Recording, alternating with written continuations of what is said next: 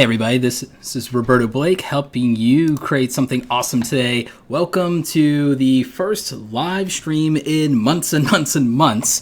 Thank you to everybody who has already done super chats. Today's live stream is going to be me reacting to some small YouTube channels. I have a couple in mind that I wanted to pick out. By the way, I'm going to adjust like some of the music for this. This is literally a completely new live streaming setup from what you guys are used to. So, we're doing something new. I actually designed this entire live stream setup on the fly this weekend, and I think it looks really cool. What do you guys think of the new live stream setup compared to the previous live streams we used to do in the past? Like, what do you guys think? Let me know in the chat real quick. I want to acknowledge some super chats here. We've got Zach Talks Tech, big homie, longtime fan of the channel. Zach wants a review, and we're going to do that for him. $50 Canadian. We absolutely are going to do that. We got Mellow Matic with a $20 super chat, and we've got Dr. Kirk Brown. Okay, so we've got some super chats going here for the channel reviews. We're going to get to that in a little bit. We're going to not just right off the bat do the channel reviews, but we're going to talk just a little bit because I haven't seen you guys in forever. I have like the greatest community here, so thanks Awesome Squad for always showing up for me. And I wanted to do a weekend live stream today because Nick and Dean Nimmin are on the road because next week is VidSummit, as I'm sure most of you guys know. So that's going to be fun. I'm also going to be speaking at VidSummit. Mr. Beast is going to be there, and I believe this is his first ever keynote. So that's really dope to be a part of YouTube history, actually. So pretty fun stuff there. And one of the other things is this will be a completely new presentation for me. It's going to be a presentation I've never done at VidSummit before. So I think that's going to be dope. By the way, I do have a link for those of you who want virtual tickets to VidSummit, or you still want to buy your ticket. I have links in the description down below. Also in the description are some other cool resources for you guys. 30-day free trial of Epidemic Sounds if you want royalty-free music for your YouTube channel to avoid copyright claims. I know that's a big deal for a lot of you guys right now. I want to ask some of you what you're thinking about, what's going on with YouTube right now with some of the policy changes, some of the copyright stuff that's been going on, because, again, I haven't talked to the community in a while, and I want to bring back these community live streams. What I really wanted to do was I wanted to redesign everything and make it look super dope. And, again, just tell me how you're feeling about that. So I'm going to look at some of these chats. I'm going to look at the super chats. I'm going to queue up some of these channels for a little bit later. And I'm also going to switch cameras real quick. So, I'm going to switch scenes.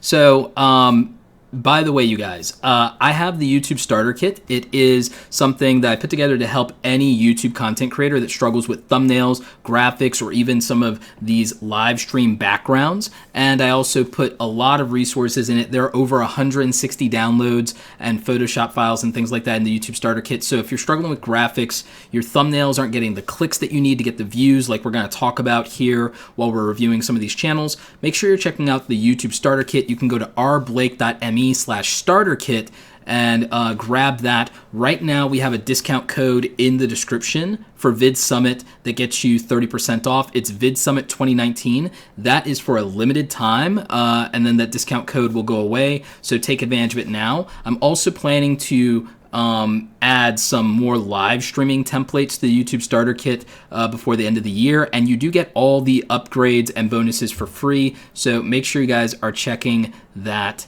out. So let's go ahead and check out some of what you guys have in the live stream. Roberto, you spelled review wrong. Whoops. Well, it did get you guys to read it. This is going to be fun and informative, Zach. Everyday L, how are you? And also, we've got Chandism 101 with a $24.99 super chat. Thank you. And thank you for Shonen Showdown for the $20 super chat. So, wow, guys, we're already over. We've already got 5 super chats. 6 super chats now. and we're already over $160. I was not expecting that. Jake Sloan. How are you, Jake? Thanks for being such a great resource here on YouTube. Thank you, Jake. Yeah, I'm going to check out your channel here too. Jake does some of the best gear reviews for YouTube content creators and anybody creating, especially solo creators with their photography and video. He does some of the best stuff. I really liked your review, Jake. Your gimbal reviews actually are pretty dope. And so, yeah, he does some good stuff here on YouTube. So I'm a big fan of Jake. He's a smaller channel that's doing big things, in my opinion. We've got El Jefe Reviews moderating today. Thank you, El Jefe. Jeff, I'm hoping that I see you at VidSummit this week. Good afternoon, everybody. Yeah, I'm going to adjust the music in the future. I'm going to get you some better tunes from Epidemic. So yeah. SCPC Ghost, thank you for the $5 super chat, buddy. I really do appreciate you. Let's see. Cannon Fodder TV. Hi, Roberto from the shores of London. Oh, nice. I haven't been to London yet, you know. I'm planning on it, though. Yep. Yeah, I'm sorry. Just catching up on some of your chats. I'm like, you know, I'm really excited about this. It's been a minute since we've done a live stream together, so I'm just super excited about this. So welcome to Saturday. Mighty R asks, Roberto, how much money does YouTube take out of Super Chat? So great question, Mighty R. For anybody who doesn't know, or if any of you are YouTubers who are not monetized just yet, and you are wondering about how YouTube handles Super Chats, YouTube does a 70-30 split on the Super Chats. So let's say you gave me $10, I would get 70, YouTube would get $3 of that. Sorry, I would get 70%, which is $7, and YouTube would get $3 of that. So out of $10, for every $10, I get 7 and YouTube gets 3, and that's how that works. When it comes to our YouTube ad revenue, it's a 55-45 split. So when you see our YouTube AdSense, you're seeing our earnings after YouTube has already taken their cut, but not before an MCN or a multi-channel network has taken their cut. So fun story, by the way, about multi-channel networks and stuff like that. I'm still in a multi-channel network, and I have not been paid for my YouTube ads in 2 months as of yesterday. As of yesterday, it's been 2 months since I got what we call our YouTube paycheck for the ad revenue. The good news for me is that I have a business. I have Awesome Creator Academy where I do coaching. I sell products like the YouTube Starter Kit. And then we have great sponsors and affiliates like TubeBuddy, who is sponsoring today's live show. So TubeBuddy is one of the sponsors that supports my channel, and I really couldn't get a lot of what I get done without them. So thanks to TubeBuddy. You can sign up for TubeBuddy for free at tubebuddy.com/awesome. Link is also in the description. And also, if you decide you want the paid version of TubeBuddy, they hooked our community up with a discount code. You can use discount code Roberto's Buddy and save 20% off. And like TubeBuddy really is a place that supports content creators, and they're also doing some stuff for me with meetups and channel reviews at VidSummit. So I'm hoping to see some of you guys there. And yeah, they do take care of a lot of us. So thank you to TubeBuddy. Make sure you're checking them out. And again, you can get the free version if you want to try them out. But yeah, if I relied on my YouTube AdSense, I'd be in trouble, because it'd be like, you know, doing your job or doing work and not getting paid for 2 months. This is different than demonetization, though, because with a multi-channel network, with a partner network, that's not the same thing as demonetization if they don't pay you or if they don't pay you on time. In this case, ads ran on my channel, so the advertisers got what they wanted. The multi-channel network has been holding my money, so they got paid our 10% agreed upon, and I haven't gotten anything yet. So it's very different. Unlike demonetization, where ads didn't run on your channel, so nobody got anything out of you, YouTube didn't get paid, advertisers didn't get exposure, and you didn't get paid, but your viewers didn't have to put up with ads. Like, in that scenario, there are no winners. in the scenario where your multi-channel network doesn't pay you, like what happened to folks with Defy Media and some other MCNs that like either went bankrupt and then like tried not to pay their creators, and that's not quite this situation. This is just literally 2 months of delayed payment, 2 months plus now of delayed payment. In my case, I basically didn't get these thousands of dollars that I'm owed for ads that ran on my channel. Everybody got theirs. I didn't get mine. The good news for me is I run a business doing coaching. I do some paid speaking. We have great sponsors, and I diversify my income well beyond YouTube. So I'm not saying that, by the way, for more super chats or any sympathy. I'm saying this is a warning to content creators, because the only reason that I'm in a multi-channel network is they got me when I was a small YouTuber. They got me when I was a small YouTuber with like 10,000 subscribers, and that's what multi-channel networks do sometimes. So if you're a smaller YouTube channel, I don't recommend you joining a multi-channel network. When you're larger and you have leverage, and if you can find one that you can trust and that other people have recommended to you, then I would join that network if you feel certain that they can give you benefit. My network, I haven't gotten a single brand deal through this network. I've done my brand deals on my own and through PR agencies. So this is just like a warning or a PSA for content creators in terms of getting paid what you're owed. So I just wanted to transparently explain to you guys how YouTube money works. So that's how YouTube works, and I just wanted you guys to know that and be aware. Tier Talk says, Roberto, you rock. Great content as always. I'm almost at 10,000 subscribers. Any general advice for me to push my way forward to 100,000? It's a little dated, but watch my video on how to get to 100,000 subscribers, because I broke down everything when it was happening to me. And in general, my content around how to grow can definitely help you. But I'm thinking of doing a follow-up video on how to get to 100,000 subscribers for people that are a little bit more advanced.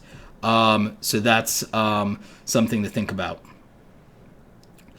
Simply Mite says, do you think that channels should wait until they grow to do affiliate marketing? No, I think channels can do affiliate marketing even from the very beginning, and I think it protects you from worrying about things like ad revenue or being demonetized if you can do affiliate marketing and make some money. You know, I was doing Amazon and making more money on Amazon for a while before YouTube ad revenue ever started really paying me or doing anything for me.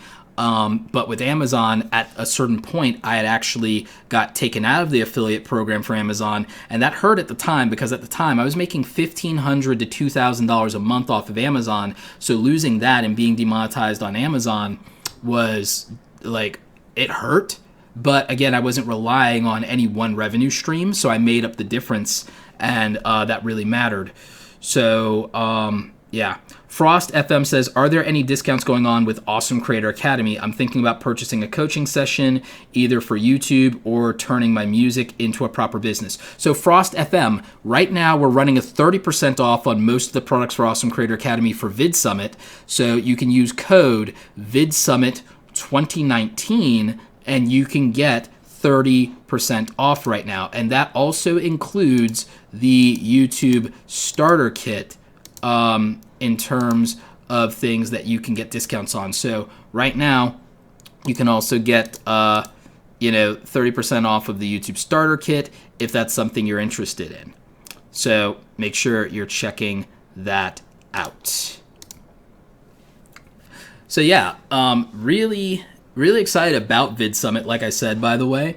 And thank you for that question. That's actually a really good question. And I also see some people that I haven't seen in the stream in a little while. So I see we've got, sorry, I'm just adjusting here because of where the camera is. So we've got Mike Phillips, lead the team. We've got Greenlight. We've got Scully's House of Thrillers. We've got Maya. We've got Artistic Flow. So yeah, we've got a lot of fans of the channel here in the stream. So let's go ahead and bring up, and by the way, let me just test something real quick. I need to confirm, here it is. I need to name this. I need to label this scene here real quick. Sorry, you guys. So let's switch over to my screen here. So this is, and I'll refresh here so that we can see it a different way. So this is a YouTube channel that I actually started about a month ago as a second channel, and I've been doing some testing and experiments here. And I wanted to show you this real quick as an example of setting up a new YouTube channel, and even if you're a smaller channel, how clean it can be. And just so you guys know, I have over 1,000 subscribers on this particular YouTube channel. And yes, I know it is because I'm known in the community and I have a name, but the content itself, the reason I did this was there's an interesting experiment that I wanted to run because I wanted to test something and how YouTube treats channels in 2019, by the way, in new channels, because everyone says, oh, it's impossible, and the algorithm this and the algorithm that. And I didn't promote this in my main YouTube channel, by the way, and you guys can feel free to subscribe to it. It's youtube.com/creativethoughtstv. But interestingly, each of these videos got over 1,000 subscribers. Sorry, 1,000 views. Each of these videos got over 1,000 views, with 1,000 or less subscribers on the channel. And the thing about this is, and this is what was interesting to me, is also how notifications were working for this, and that because I started a brand new channel, I started with people hitting notifications for all videos, and I really feel that that made a difference and helped the channel a lot. So it wasn't really me shouting out my channel as much, but it did help that I had my Twitter to promote. So it's just something to think about. I wanted to see, it's less of a test to say, oh, you can grow a new channel from scratch, as much as to say YouTube treats brand new channels pretty fairly, and they might have some advantages even over established channels, because if your channel didn't have certain features, because old YouTube kind of was clunky and sucked, by the way. So starting back in the day wasn't as good as people make it out to be. People are nostalgic about that. But here's the reality. Like, the reality is that the features in YouTube today are better than the features back in the day. And unless you are a big channel with over 1 million subscribers, a personality on YouTube, and have a large fan base, then being an older channel doesn't help you unless you became famous. Unless you became famous, an older channel is not an advantage, and being part of the community back then isn't an advantage. Most of the content creators I know that are OGs are not people who are mega famous but have been on the platform forever, and they still struggle to this day, and it's not because their content's bad or stale. So I just want you to know that new channels have every opportunity to grow in YouTube, and new channels might even have an advantage in YouTube just because the algorithm changed, and because of the simple fact that everything changes with YouTube. I mean, look at this homepage. The homepage is completely different than what it used to be. You know, it's very, very different. And it's mostly going off of your previous viewer behavior. And so, I mean, I think you see a lot of, like, you know, for the most part, like what I watch or what I would watch in theory, YouTube as a viewer recommending these things is accurate. Like, YouTube recommending this stuff to me is pretty accurate. So yeah, I mean, you guys know I'm a Star Wars nerd. You guys know I watch marketing stuff. You know I love Zelda and video games and things like that.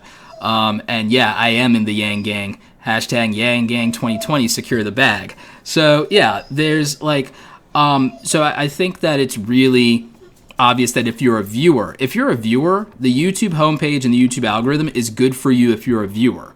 It's just frustrating for content creators to understand how to best take advantage of it. And so that's what I'm going to try and help you guys with. Sorry, I just needed a little bit of water there. Oh, we got another amazing super chat. Sorry that I'm late. Was wondering if I can get a channel review if it's still open. Yeah, Cosmic W, it's still open. So yeah. By the way, rules for everything are in the description down below. Now let's see here. I need my other screen in order to do something here. Let's see. I need my other screen to be able to pull up people's channels. So just bear with me a moment, guys.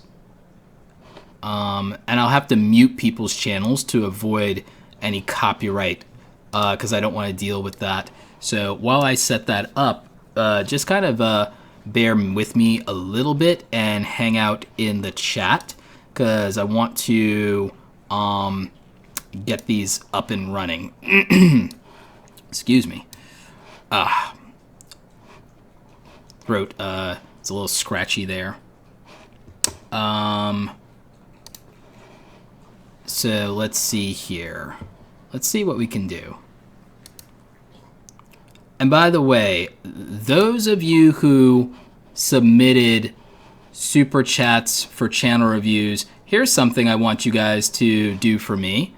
If you submitted a $20 plus super chat for a review, can you in the chat recommend another channel that I can look at real quick?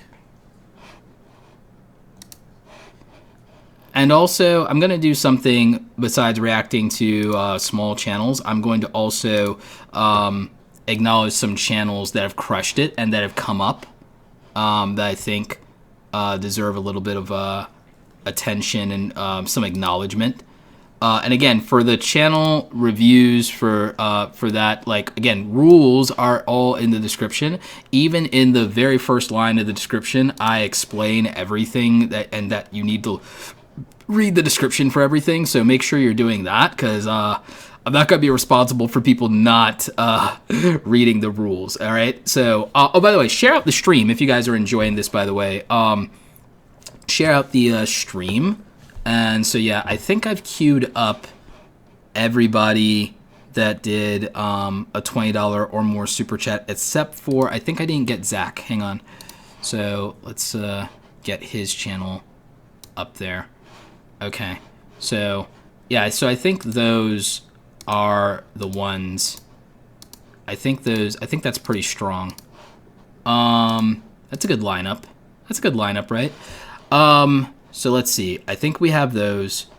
And now let me see. I have to look at the live chat real quick. Sorry, guys. And I have to do my control deck.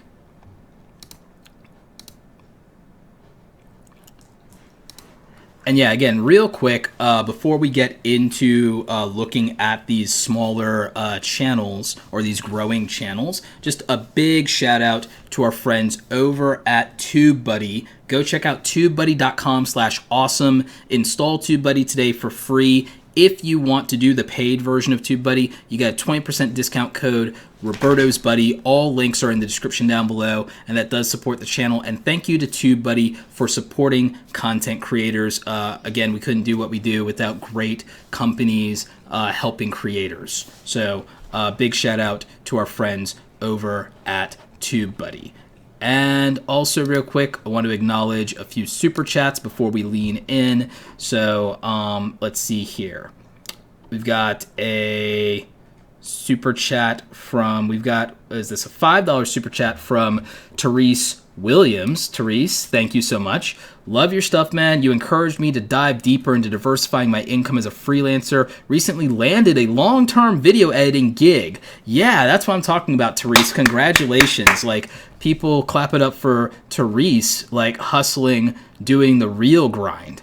Yeah, that's what I'm talking about. I mean, a lot of you don't remember, I came up as a freelancer. Like, that's how I used to make my money before I grew my coaching business, before I started doing public speaking. I made my money as a freelancer. Let's see here.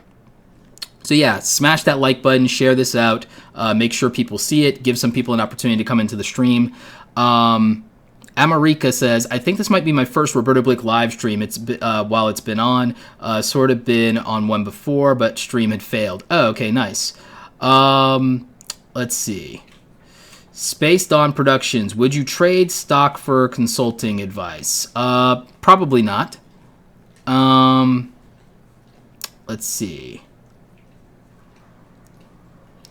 Frost FM says, does that mean YouTube doesn't recommend older channels? Not quite. It's just that older channels don't have the advantage of having most of their audience have notifications on the way that a newer channel might have one on, because when we started YouTube back in the day, notifications didn't exist. Most of the features that all of you know and love today didn't exist when the far majority of my peers started their YouTube channels. And if you built the majority of your audience, hundreds of thousands of subscribers, and there weren't notifications back then, and YouTube very much relies now on people getting to your content early, that hurts your channel and it hurts your views. Now, there are people who are YouTube celebrities that doesn't hurt, because people always are there for them, and because they also have big followings on Twitter and Instagram, and they promote their stuff. And they're also a hot topic and people make videos about them.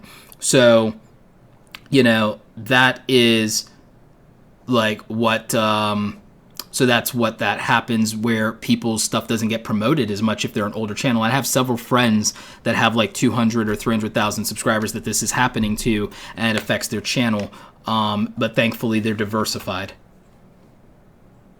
Laura Bailey TV, thank you for the $20 super chat. 20 euro. So let's see there. And so that's your...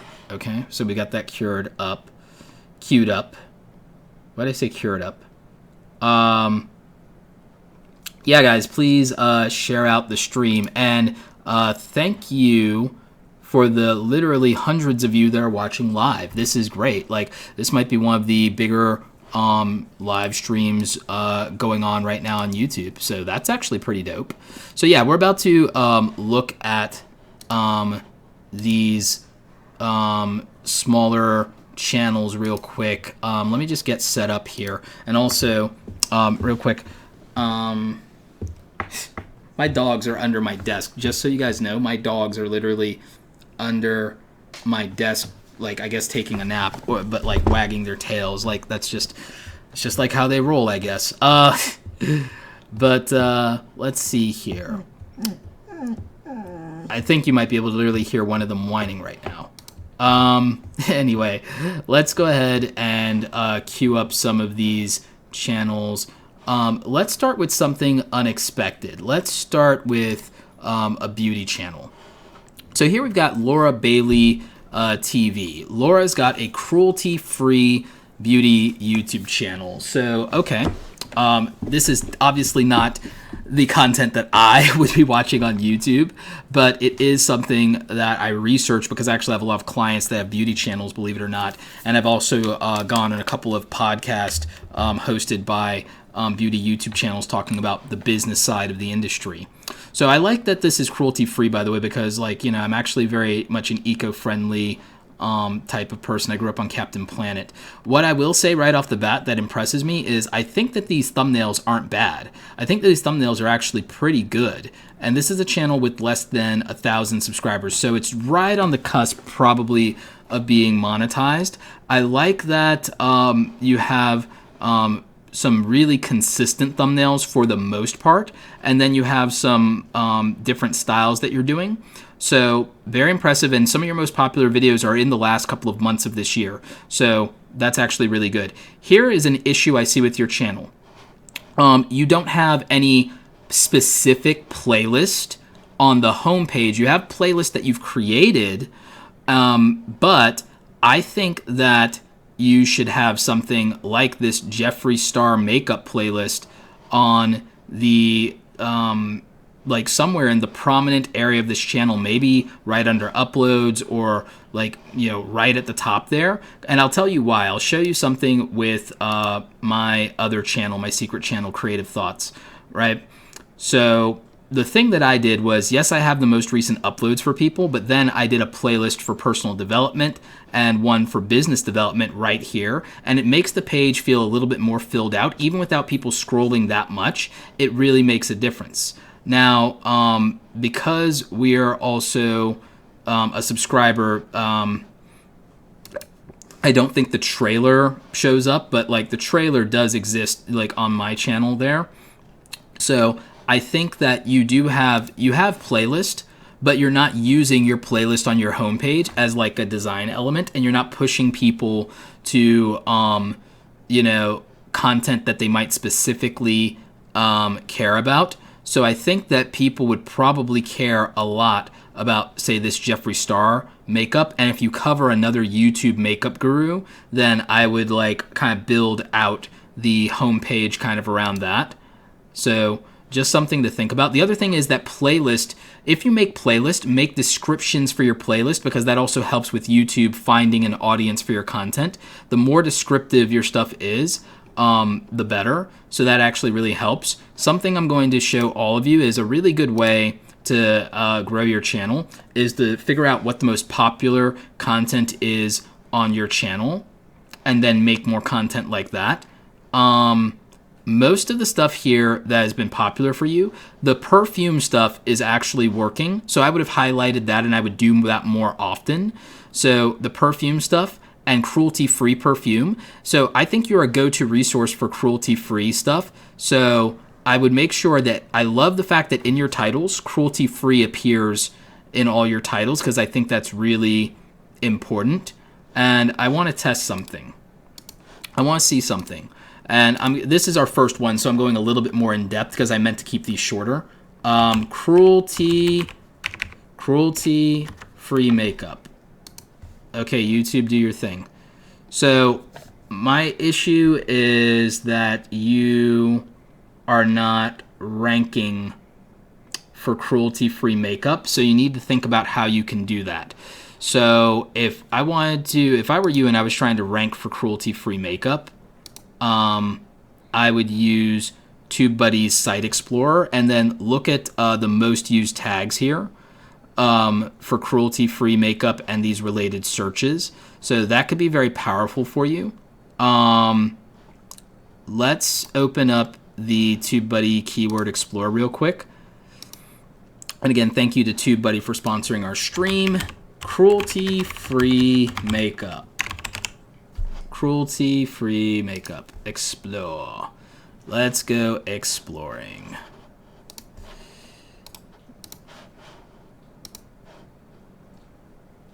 So, let's see. Cruelty-free makeup seems to get pretty good views in terms of things that get views on YouTube. So, this is a growing niche. And I imagine that it would be a growing niche. That makes total sense to me, that this niche would be growing. So I'm totally fine with that, and it makes total sense to me that that's what's happening here. That being said, is there anything trending? There's not. All right, and there's not enough data around that. So when we look at cruelty-free makeup, there are some subcategories that you could tap into, and it looks like there are some really good opportunities. So cruelty-free makeup haul is searched a lot. You can compete for it, and there seems to be some potential views in it. And then what is ranking for that? So I would try to rank for this, and I would also try to make better thumbnails than a lot of these people. And since the top ranking person that owns most of the results around that, I would analyze that person's channel and see what the gap is between me and them and how I close that gap. And just for cruelty-free makeup in general, I would look at what the top couple of channels are. So that just gives you guys an idea of what you can do for your own channels. So I hope that helps, Laura. So thank you for super chatting. So that just was that one went a little longer than what we'll probably do for a lot of these. But the reason we did is I really wanted to make sure that we gave you guys some context on how to fix a channel and like some stuff that you can do. And again, I think that was really helpful. Now, in some other cases, we'll do these a little differently so we get some variety going. But I hope you guys are enjoying it so far and that the advice is helpful, because, yeah, that was for a beauty channel. But even the way that I approached it, most of you could probably apply those tips to your own channel. So again, thank you to our friends at TubeBuddy for sponsoring the stream and making this all possible. Make sure you're hitting up tubebuddy.com/awesome to install TubeBuddy today. Now, before we hit up another review, let's go and see what's going on in the chat. Let's see what you guys are chit-chatting about real quick here. So, it looks like we got some more super chats while I wasn't looking. So, we've got Balling on a Budget wanting a review, and we've got T1C3 says, Sup Pimpin', thank you for, I'd like a review. Also, thank you for the ton of advice you've shared with us over time. That 1 cent was for Laura. All right, thanks. Well, she did euros, so euros is actually more than American dollars, so it would technically count. But Trouthammer, hey Roberto, I've learned so much from your channel and would love to know what you think of mine. I have a fishing channel in Oregon. Thanks in advance. Trouthammer, thank you so much. I don't think we'll get to it, but we might, because we got a bunch of super chats, and the rules there specifically are around reviews, so you have to read those rules, but we might get to it just because a fishing channel might be interesting for me to talk about, so we might be able to get you at the end. We'll see. Comics 101, hey Roberto, any advice would be helpful. Thanks for your videos. I recently made it to 1K subs. Congrats on that. Technically T, another Atlanta creator, just swinging by. Salute. Thank you so much, T. Appreciate you. And once again, congrats on the newborn. Hope you're getting some rest, man. Hope you're getting some rest. I'm not a dad, but I've been a big brother 3 times now. And so I'm familiar with the sleepless nights from newborns. So hope everything's going well, man. Also, hope you got the stuff from the registry. Andrew Can in the house. Starbucks on me. Thanks so much, buddy. Appreciate you. Oh, yeah. El Jefe saying, yeah, everybody take some notes here. Yeah, I mean, I would recommend that in general, watching my videos, that if you can, you try to take notes, because I really am trying to give you advice that you can use. And taking notes can be helpful. I'm going to probably put a note in all of my videos going forward that you should get out a pen and paper and take some notes. So, Maxwell Levin, thank you. And thank you for all the support over on Twitter, Maxwell. Appreciate it with that 99-cent super chat. Thank you so much for that, because like literally every little bit is great. Let's see. Happy Saturday, everybody, says Natural Hair Queen Sadie. Appreciate that. Hope you all are having a good Saturday. Oh,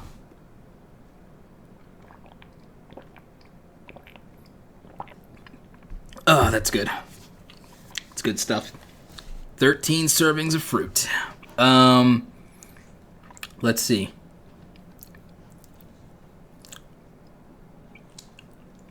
Nerth. Can of Coke from me, buddy. Love you from Norway. Thank you. So we got 22 Norwegian, which I think is about $2 US. So it's dope. All right. So what I'm going to do is let me queue up some of these other channels here. And we'll try and get through them. We'll take a look at some of them for seeing if we can give advice on production values or content formats, because I think that'll be helpful for you guys beyond the thumbnail stuff. So we're going to do that. While I'm setting up those channels, just a reminder, grab the YouTube starter kit. If you are not good at YouTube thumbnails, if you are not a Photoshop person, please grab the YouTube starter kit. I made like these advanced, great Photoshop thumbnails that you can fully customize and make your own. And I made Photoshop thumbnails for your YouTube channel artwork, your live stream setups, everything that you need, and more resources. And we're getting ready to add an advanced thumbnail masterclass to this.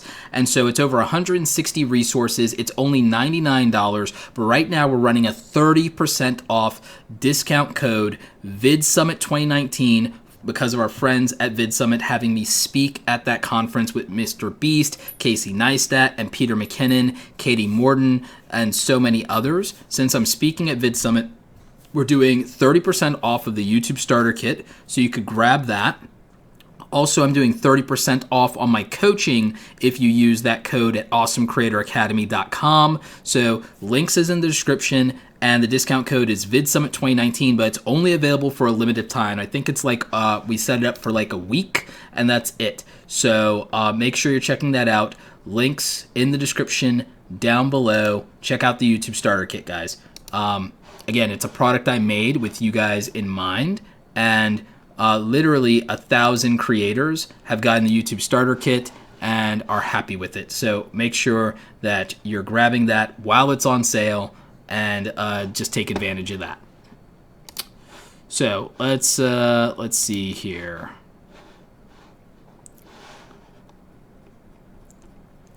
Let's see what we've got going on.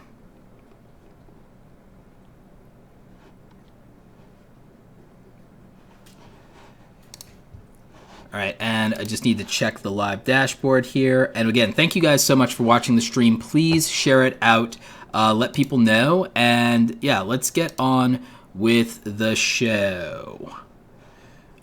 Just have to get to my dashboard here. All right, so we've got Cosmic W. Cosmic W is a mobile gamer with about 600 subscribers.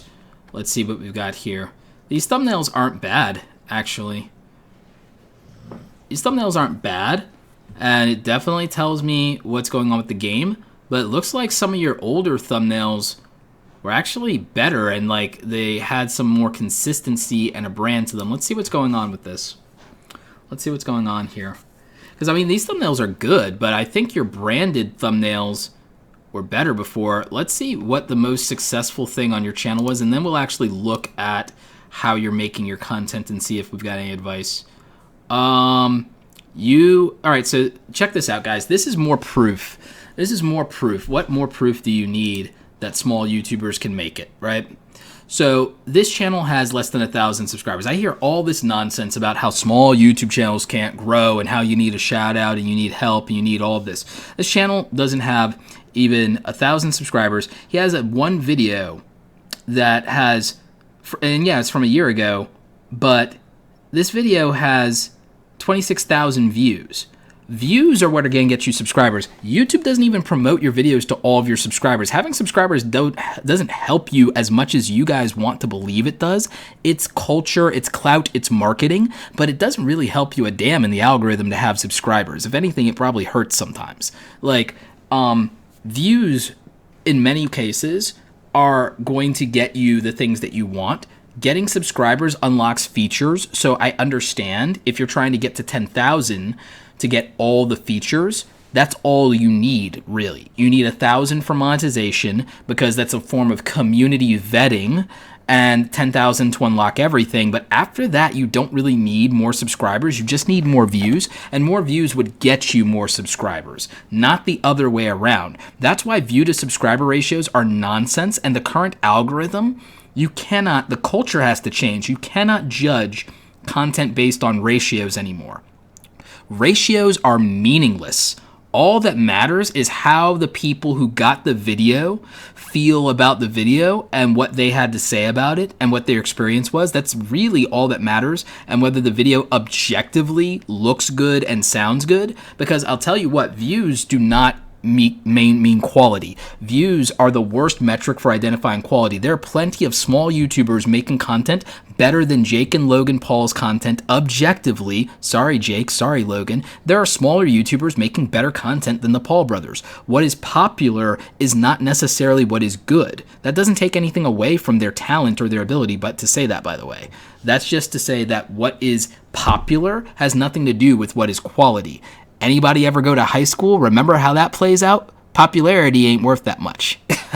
Anyway, let's take a look at something that's going on here. So Battle Bay was one of your best games for getting views. I see that you didn't get another knockout hit with doing the Pumpkin Knights versus Ninja stuff, but I would have done more of it just because it did get you your most views, and so I would take a look at that.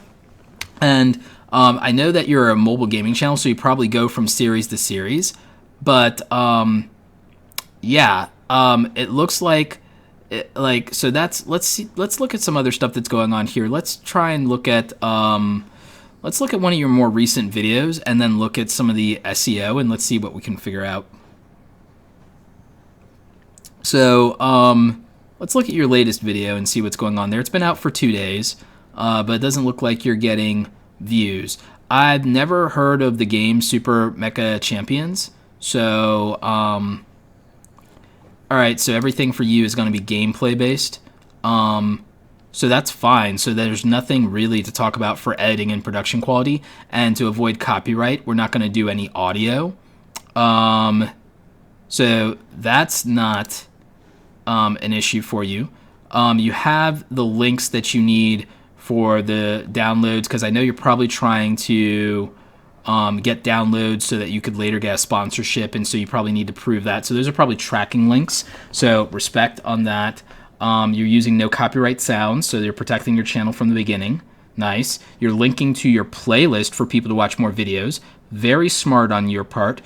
The description is a little bit thin at the top. I would probably write 2 more sentences really about Super Mecha Champions, and Super Mecha Champions isn't even in the description at the top here.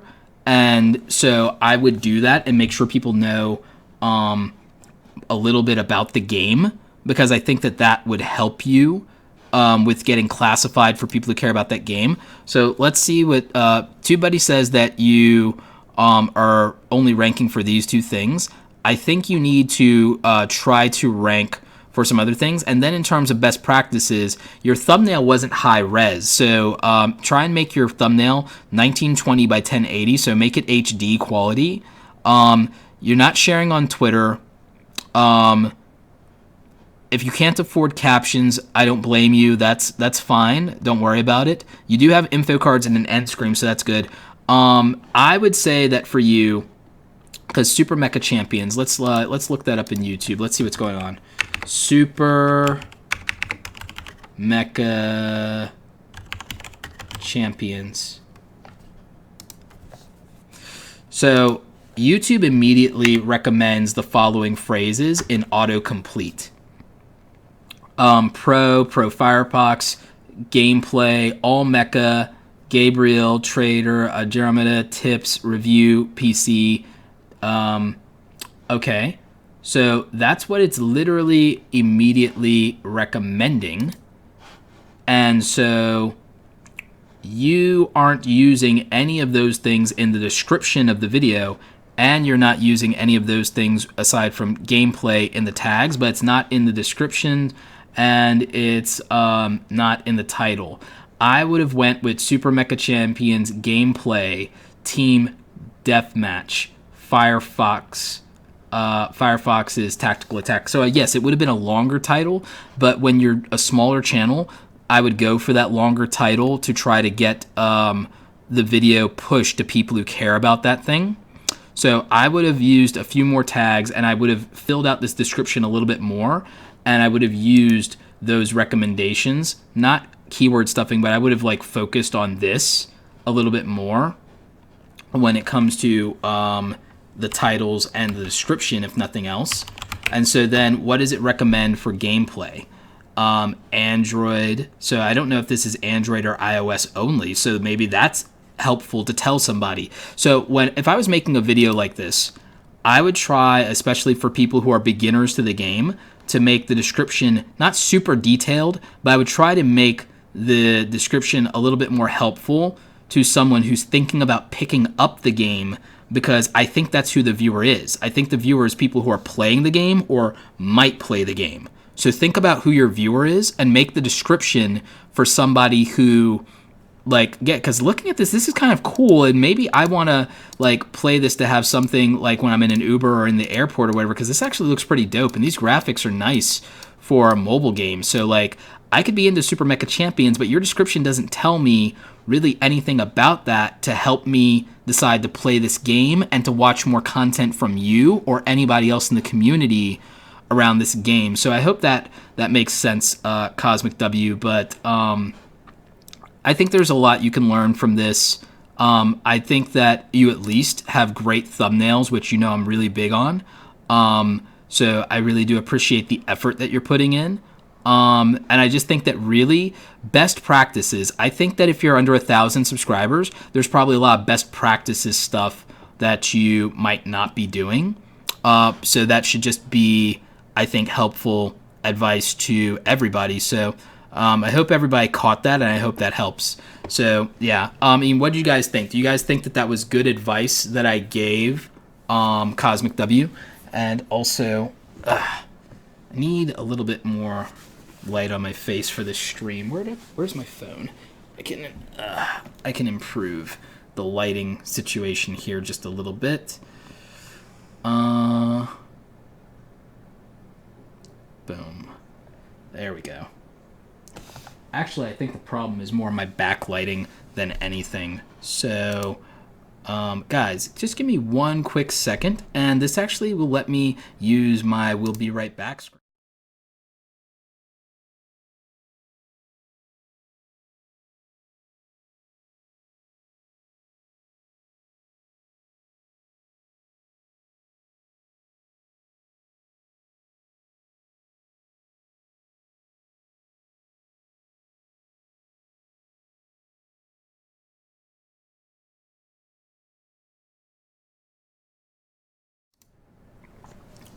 All right, so I think in theory that should have helped at least just a little. Let's see if we can make this any better.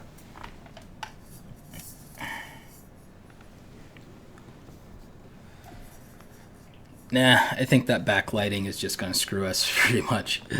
I think that's just something I have to live with there for the time being. That's what I get for streaming during the day. But yeah. Or maybe I'll get some kind of setup to help with that specific issue. Let's see what the chat is saying here. Jake Sloan saying, man, I need to work on my thumbnails. Mike Phillips wants to know, what software am I using to stream? I am using Wirecast in order to do my streams and my full setup here. So that's how I am doing it. I am doing Wirecast, and that is what's allowing me to do this all super fancy like. Now, some people, if you want to do it for free, you can use OBS. OBS would allow you to do most of this for free. And again, I set up the new design for the stream today, and that's also what took me long. So sorry for being late to my own stream, but yeah.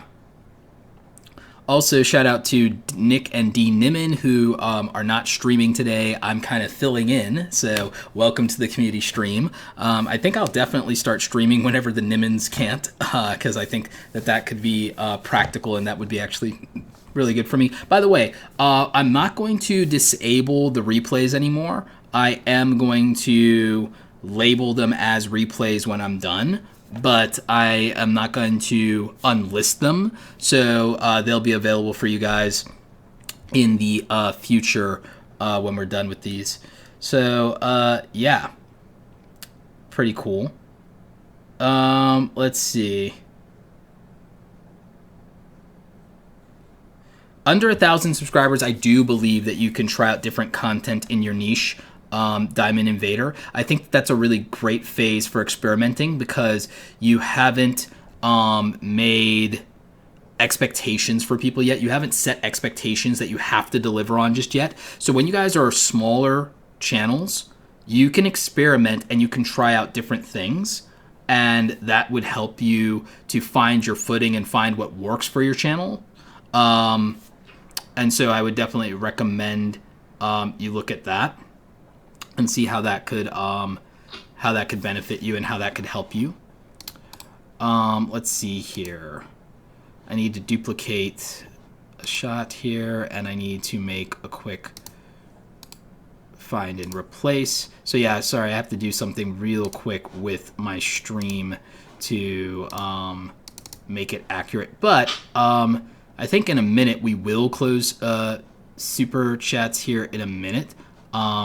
It's just not quite accurate right this minute because super chats are not quite closed. And when I say we're closing super chats, we're closing super chats for reviews. So one, that was highlighted in the stream in my settings. And so I need to label all my shots. Open super chats is this scene. So that's this scene. Open super chats is what we'll name this scene. And then the other one will be close. Yeah. Because again, I don't want to stay for more than another hour tops. I don't want to do more than a 2-hour stream. Plus I want to eat something. So we're not going to do a ton of them.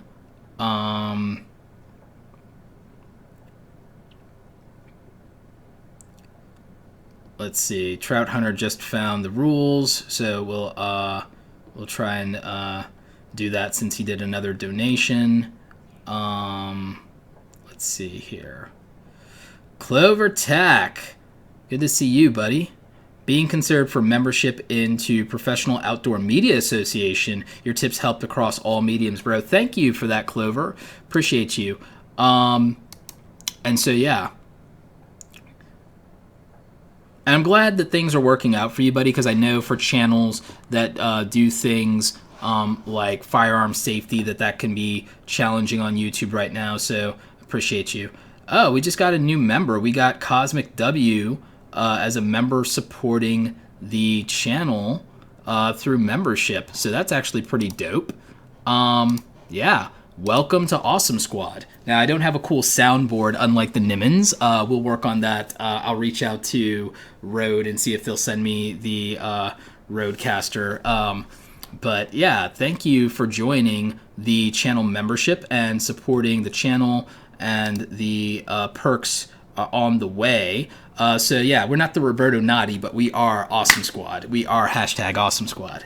And I'm actually working on new merch, believe it or not. I'm working on some motivational merch, and those of you who follow me on Instagram also know that I've been doing these cool free wallpapers for your phone, motivational like wallpapers for your lock screen. And so like this one is one of my favorites, actually. This, you should be working right now. Like, this is one of my favorites that I made. And so that's like a lock screen that I put that on Instagram and in Twitter so that you guys can, get some motivation and, keep grinding, hustling, get some support. So, yeah. Someone's saying that the white balancing and stuff like that is because of my white t-shirt. Yeah, I should just wear dark colors from now on. Yeah, Urban Lifestyle, we're going to hook you up with a channel review. We've got you queued up as well. So, yeah, really appreciate that. Green Light from Dreamer to Filmmaker says, thanks for doing this again, Roberto. You truly always look out for the little guys. Yeah, absolutely. I mean, everybody starts from nothing. Everybody starts at zero. And I want to encourage people who actually want to get out and do stuff and don't want to make excuses for themselves. I really believe that if you want these things, that you can work at them. It's not just about, work really hard and you'll be successful. I understand, but you can give yourself an unfair advantage by working on something very specific. So I think that can be super helpful for you guys. And so anybody who supports the channel, I really do appreciate it. And we're working on getting you guys some cool perks and some things to help you out. Strawberry Loli, hi from Tokyo, Roberto. Oh my god, I caught it live. Yeah, no, thank you for super chatting. I will take the 370 yen. I will take it. That is pretty dope. I appreciate you. Every little bit helps. When my MCN actually does decide to finally pay me everything they owe me, hopefully I will get these. Hopefully I will actually get these super chats because hopefully I will actually get my September, or this would count toward October, actually. This would count October. So October, this would count toward my November earnings. So I should be fine. I should actually get the money from you guys as super chats because all of my multi-channel network stuff should be cleared up by then because I actually haven't been paid for July or August. next week is when you would normally start the round of being paid out for September. I'm not super optimistic right now. So we're at 2 months of me not being paid from my YouTube AdSense, from my network. And then it'll be going into, shortly here, it'll go into where I'll have to be concerned about whether it's 3 months. So once I do get paid out, though, I'm leaving that network. That's done. We are done. So MCNs are multi-channel networks, and so when I was a smaller YouTuber, when I was a itty bitty YouTuber once upon a time, I got into a multi-channel network. For 3 years, I didn't really make money on YouTube because the first year, of course, you don't really make money on YouTube the first year, especially back in the day. Back in the day, it's very hard to make money on YouTube ads. So I was making my money freelancing and doing client work, and then my coaching and consulting business with companies, and my public speaking career started. So when I was a small YouTuber, I wasn't making money on YouTube ads.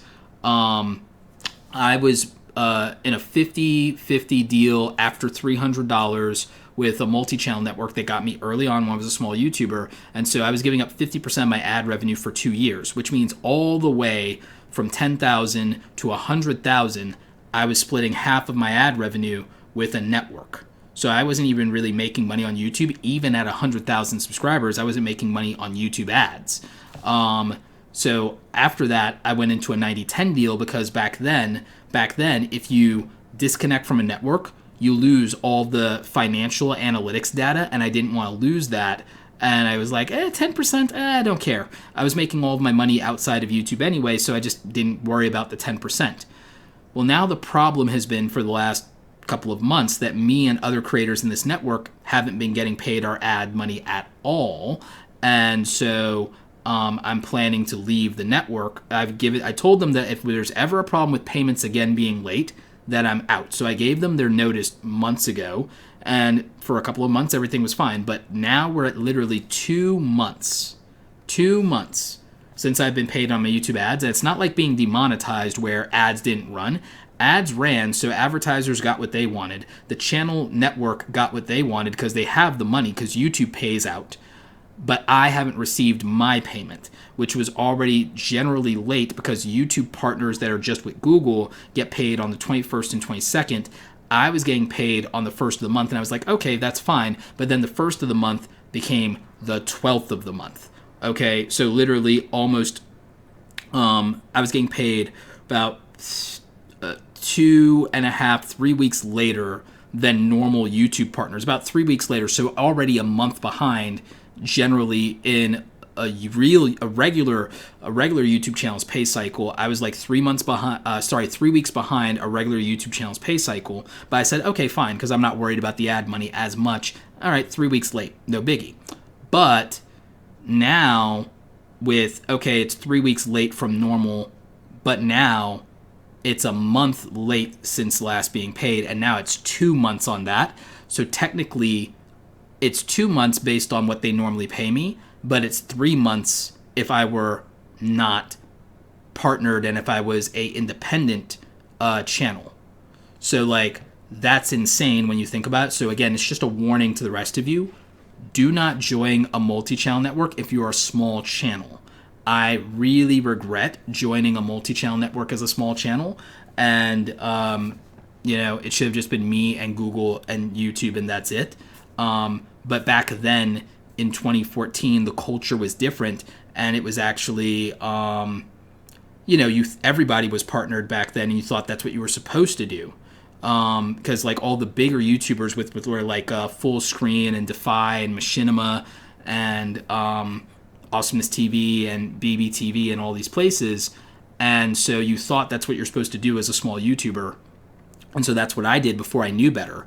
And so now that I know better, I tell people all of these things so that people realize you don't have to be in a multi-channel network, and in most cases you won't get more brand deals, you won't get better ad revenue. So I really want to educate you guys. I don't just want to do how to grow a YouTube channel. I want to help you guys with understanding the business of YouTube and understand how to make money, because thank God I don't rely on my YouTube AdSense earnings.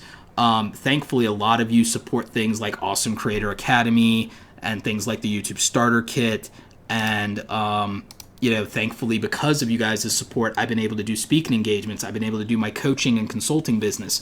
And so that's what really supports me. And when you guys support our affiliates, like TubeBuddy, our affiliates and sponsors. So for me, if I was relying on YouTube ads, I'd be in trouble. And a lot of people in my network are in trouble because you can't go 2 or 3 months as normal YouTubers. You can't go 2 or 3 months as a normal YouTuber without being paid. I'm fine because I have a business and because I built up other streams of revenue. So I'm really trying to teach YouTubers, whether you're a smaller YouTuber, an established YouTuber, or even a larger channel. I mean, I've worked with people with over 1 million subscribers all the time because this kind of problem with the money side of YouTube is the thing that nobody really talks about, and it's hard to get advice. And because I'm a business guy, I'm always looking at how do I protect our money and how do we grow our money and how do we earn more even if we need to do work less, because so many of my friends are getting burnt out because if they stop making content, they stop making money because they rely on the ads and they rely on the sponsorship and they need the views. And if they stop getting views, then everything else stops. Like, I'm trying to help people figure out what will work for them to make money without having to worry about making views, because I think that you can burn out and you could really hurt yourself a lot by not realizing that all of this on the social media side can go away. I spoke with a creator. She was hacked, and the hackers stole her YouTube AdSense. They stole her AdSense earnings. Her name is Alexandria, and Alexandria Ryan is her channel. She's a beauty YouTuber, and they actually she made a video about this, so I'm not telling you anything private. They stole her AdSense. They stole thousands of dollars. Like, it was over $10,000. Imagine that you have an over $10,000 paycheck coming to you and someone stole it by hacking you and changing the bank account information, just took what you had earned, and that you didn't, and that, like, it's been a month since Google and YouTube haven't, like, fixed this for her. So I tried to see what I could do to help her fix it herself, because that's devastating. Like, that makes you want to cry. That's insane, right? So thankfully, she has a few other diverse revenue streams, but YouTube is still the bulk of it. And so that's something that is scary to me, is like, what happens to these content creators if they lose their access to their audience? That's why I tell people to build a website. That's why I tell people to build their other social medias. That's why I tell people to build these other ad revenue streams outside of YouTube, to build affiliate marketing, build a business, sell merchandise, do other things. And then I also tell people have an exit strategy. If you can't be an influencer anymore, you don't want to have to go back to a regular, like, traditional job in that way. You should become part of the industry. Like, if you are a makeup YouTuber, then if you are exiting YouTube for any reason, you should go and work for some of the companies that you did brand deals with, and you should be the person who's then working with the influencers because you know that world, and you would make a good salary. You'd probably make 6 figures within 2 or 3 years. You'd be making a 6-figure salary if you didn't get offered that up front. A lot of you should look at exiting your social media or YouTube and look at working in the industry that is in your niche or in your genre of content, and work as a rep with influencers and doing the campaigns and the influencer marketing and outreach, because you have the relationships, you have the connections, and you have the industry experience. So, like, look at an exit strategy where if things don't work out, or when you decide you kind of are tired of making content, or you want to start a family, you're getting older, whatever it is, that you say, well, instead of going back to the job I had before YouTube, let me take the fact that I understand social media and understand the niche and understand the culture, and let me work inside the industry and work with brands that I've worked with and have a relationship with. Let me talk to them about becoming part of the team. So that's why I would recommend to a lot of you thinking about your future. Some of you could even start there right now. Like, some of you are not big, but you have a couple thousand subscribers. Maybe instead of doing YouTube and your current day job, instead of trying to quit and do YouTube full-time, maybe instead of quitting and doing YouTube full-time, what you guys should do is, and I'm going to make a video about this, is you apply to jobs that are better than the job you have, and will give you freedom and let you become part of the industry that will also let you keep doing your own social media and your own brand. And now you have a better paying job, a better salary, more flexibility, and resources and access that you can actually use partnered with some of your content without a conflict of interest. And then you have that relationship, but keep ownership of your content. So some of you should, instead of going full-time YouTube, should first become part of the industry or get a better day job and then be able to save money, pay down debt, have a little bit more freedom, because then you're not relying on YouTube being inconsistent. You can build up, and you can get a little bit more comfortable. And then maybe you can go to part-time, stay in the industry, keep access, and keep a steady paycheck. And then go full-time YouTube, part-time industry. And then you could decide what you like better. And then the thing is, if you decide that being a content creator is stressful, you can always go part-time YouTube, full-time industry again. You see what I'm saying? So like, that's what I think would be better for more of you. You know, so just a thought, and wanted to, drop some knowledge on you, because again, it's scary to think about the idea of somebody losing everything overnight, right? Like for any reason. So, Natsu Uchiha, thank you for the 199 super chat, and shout out to you for combining Fairy Tail and Naruto. Hang on 1 second, guys. We're gonna take just a 2-minute quick break to see what my dogs are barking about, and we'll be right back. So stay tuned, share the stream.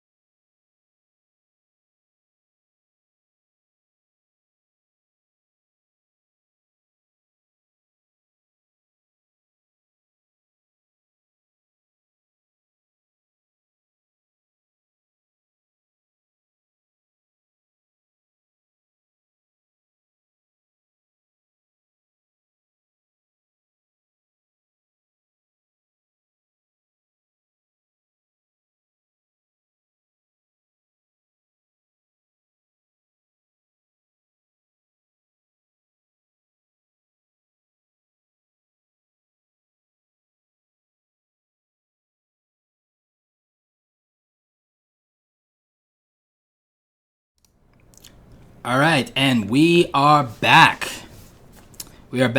So yeah, looking at some of the chats here for you guys. Also, I'm going to be making sure that we've got all of the super chats for reviews queued up, because I know we got a couple of them, so I just want to make sure that we didn't miss any. Let's see here. Just gotta get one more queued up, I think, and I think we'll be all right.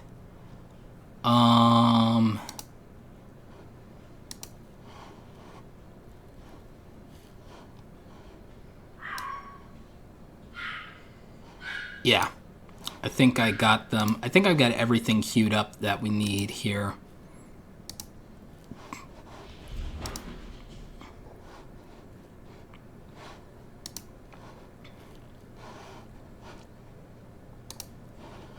And again, let's just take a quick peek at the chat, see what you guys are up to, and then we're gonna get to more of these channel reviews.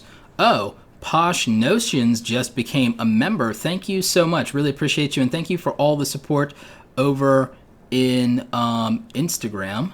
Appreciate that.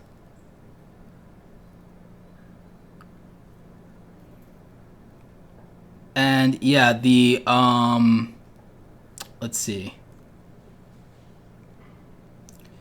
Sketchy Motion says, I do animation, I'm 12 and I only have 24 subs. If you're 12 years old, don't focus on YouTube. Focus on building your skills as an animator. Focus on learning to draw more. focus on learning things like Photoshop, and focus on school. If you're 12 years old, don't worry about being a famous YouTuber. It doesn't happen for the far majority of people. You've got your whole life ahead of you. If you're 12 years old, focus on school and focus on having 5 good friends. Focus on school and focus on having 5 good friends who believe in you and who have your back. And don't worry about YouTube. Screw YouTube if you're 12. If you're 12, screw YouTube. Focus on having 5 good friends in your life. I'm not even joking. I'm not playing around with you.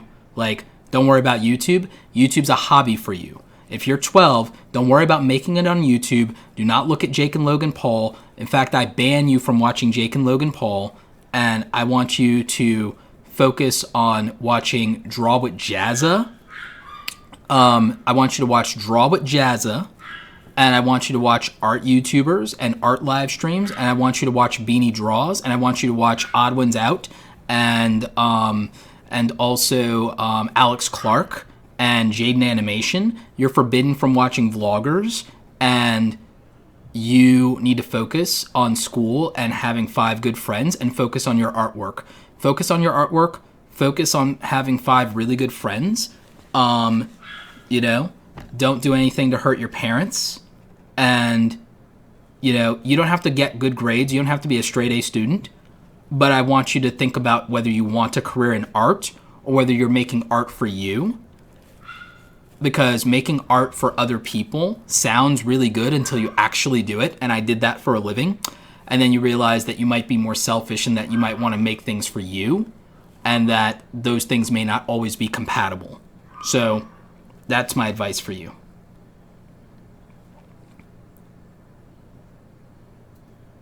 Quacky, good to see you. So yeah, that's my advice. Thank you to all the members. JT Colin Rings, thank you for the $1.99 super chat. Appreciate you.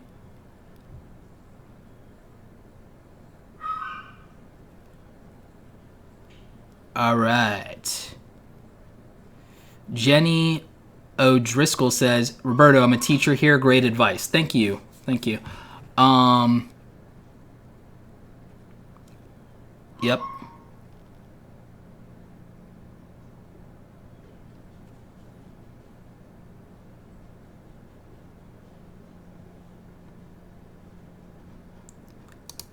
Let's see. Neurosanity says, I used to have a YouTube channel with 517 subs, got copyright striked, and my whole channel got terminated. So making a different way without anime content, how do I get back your original spot?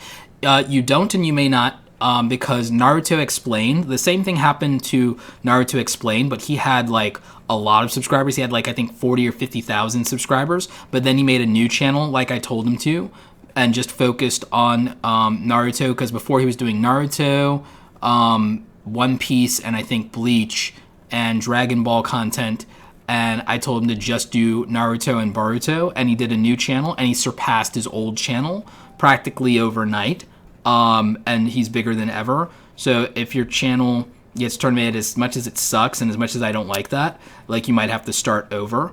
So yeah. So that's my thought. Zach and El Jefe are 12-month members here. Congrats, guys. Appreciate the support. Appreciate the support. Let's look at some more of these channels real quick, because we got one of my favorites coming up here.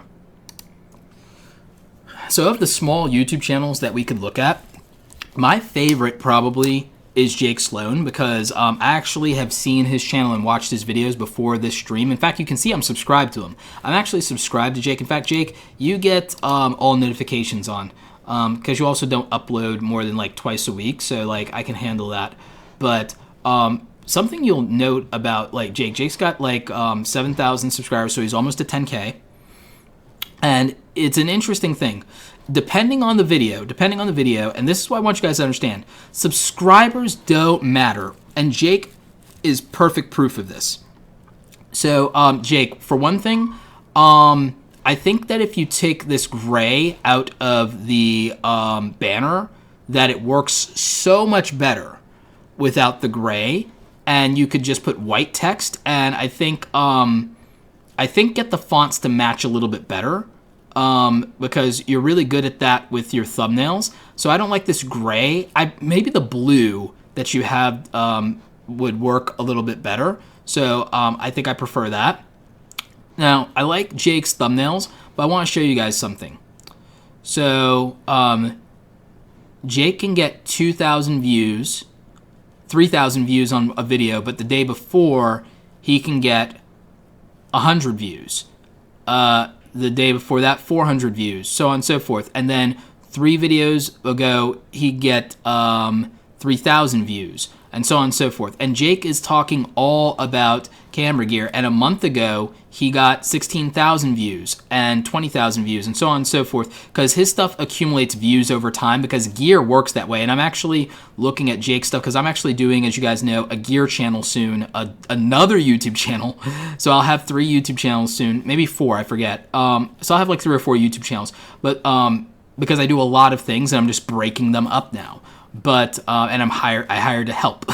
But the point that I'm making is that the interest in the product and the ability to optimize and compete on videos for that product is what determines the views on Jake's individual videos. So there's a really good lesson in this, because again, Jake doesn't even have 10,000 subscribers, but he can get views. He can pull views well above what you would assume his weight class is, because it doesn't matter if people subscribe to the channel if they don't care about that particular video, that particular product. So if you're doing a gear channel, they, again, especially when you're establishing it and you're not known just yet, it's like everyone wants people to watch people for them, but none of us really behave that way, with the exception of a few of our favorites. Most people, the average consumer, the casual viewer, only watches videos on the topics they care about.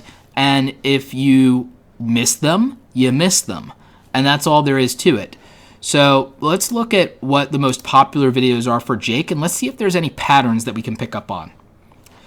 So Jake has a video with almost 100,000 views, but it's 2 years old before he was more consistent. But a video 6 months ago on the GoPro Hero 7 did very well. Jake, I know the 8 just came out, and you have the 8. Best GoPro Hero 8 settings for great video would probably be the best video that you could make next week, to be very honest with you.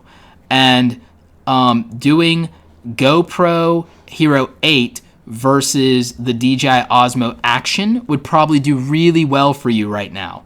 So a lot of people like your GoPro coverage, and they like your gimbals, and they like gimbal comparison videos from you. And I also like that you have a winter drone flying tips, because that's different, and that you have a wind test.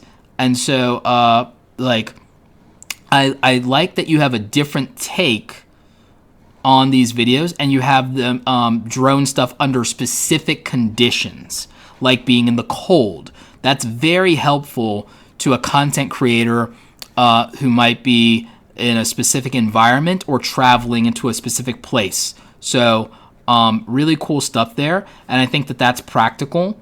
So I really appreciate what you're doing here. I also think the less obvious and less often covered accessories for most of these bigger items is really the key.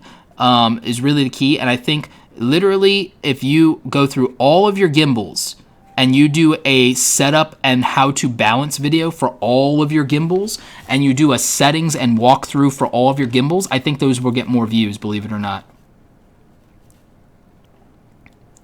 I really do. So yeah, those are my thoughts. I've seen your content, so I already know that the quality is great, but a lot of people don't. But let's take a quick look, because I gave you a pattern that you can hone in on for content, in my opinion, as someone who actually watches your content. And I know it's really good, and I'll show people how good it is in a minute. Your thumbnails are okay. I like how consistent a lot of them are. But it's hard to say what would work best for your thumbnails. But obviously, stuff like what you did with the GoPro, I think, is the key. The gimbal video, I think, with the Weebill versus Ronin SC, I think that that had more to do with the title than the thumbnail. I feel that a flat lay thumbnail for gimbal stuff could do better. Look at what other people are doing with that and what has the most views. Let's see here.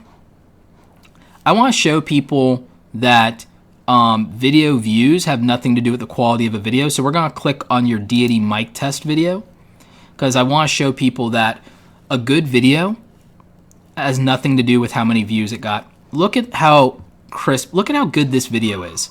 Look at how good this video is. Look at how well produced and how well edited this video is. Look at that. Like, and I can tell you personally that the audio quality is good on this. Just you take my word for that. But, you know,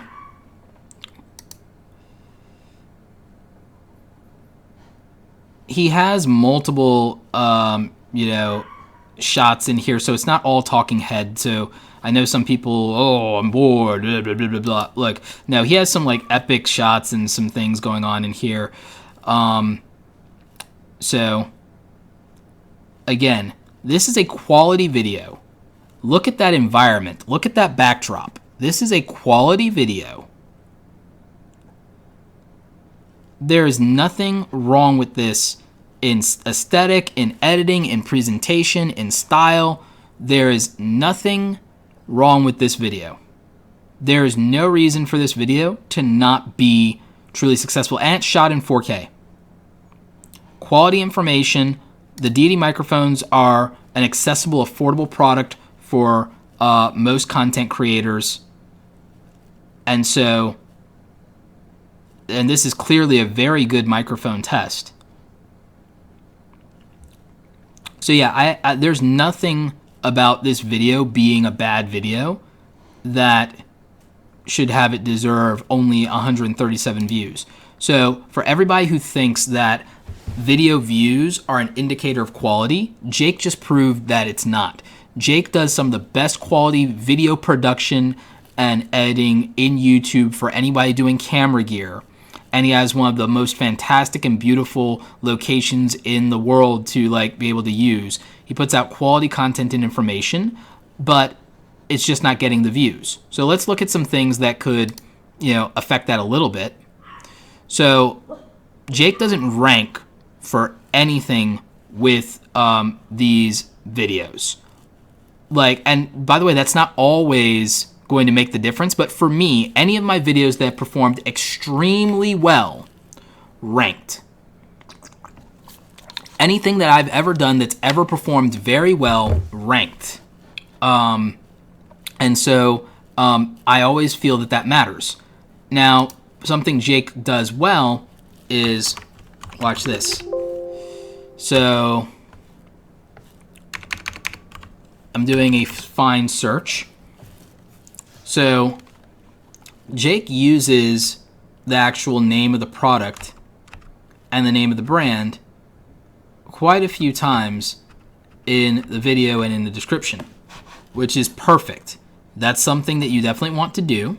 He's doing best practices. I just feel that these tags probably could have been a little bit better. He did most best practices. Jake, from now on, pin a comment. And it can even be a comment to your affiliate link. I'm fine with that, but just always pin a comment. That won't help you with views, but it's just something that's practical to do. Let's see here. Deity mic test is in here, but not deity mic review. So that is something that could be, should you buy, any number of things. So I think that some of the description and some of the tags could have been tweaked to be slightly better, because this has a this has a real chance as a video if this thing is being searched for. If this thing is being searched for, then this could improve. Because I do believe it's possible that this is being searched for. What does YouTube suggest when we type in deity microphones? So deity S mic 2. So what does YouTube suggest? So there are videos about this and they get views. What is YouTube suggesting? It's autocomplete. Versus videos will do good. So versus videos will do good. So I would recommend doing more versus videos, Jake, from a content strategy standpoint. But yeah, Jake Sloan does great content. It doesn't always get the views that it definitely deserves. And again, when you're starting, that's, you have to figure that out. But I wanted to prove to you guys that a small channel, regardless of the views they're getting, can be making great content. And so stop judging anybody based on the views that a video has. It's not allowed, and it's not the right thing, and it makes no sense, because that's not how YouTube really works. That's not how YouTube works. And if you're a 14-year-old, maybe that's how your brain makes you think that it works. But no one else has an excuse. Jake, something that you could do is, I see how you have created a playlist here. I would find the most popular videos and the most popular playlist you have, and I would categorize those on your homepage. On videos that aren't performing, I would try changing the thumbnails and the titles. If a video is not performing, and for you, if a video has under 500 views, for as good as your videos are, Jake, change the title and the thumbnail. Play with the title and the thumbnail. Change all the metadata, because if it's got less than 500 views, your content is really good. There's no reason for a video that you made to have less than 500 views, because it's not your quality that's a problem. So just try changing the title and the thumbnail. I think your Ronin SC setup and balance thumbnail is one of the best thumbnails you've made. So I would make more, and the same thing for your Ronin S settings walkthrough. I would make more thumbnails in the style of the thumbnails that performed the best for you.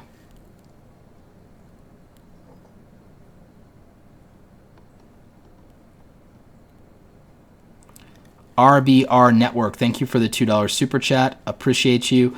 Guys, we're gonna close channel review super chats. So channel review super chats are closed.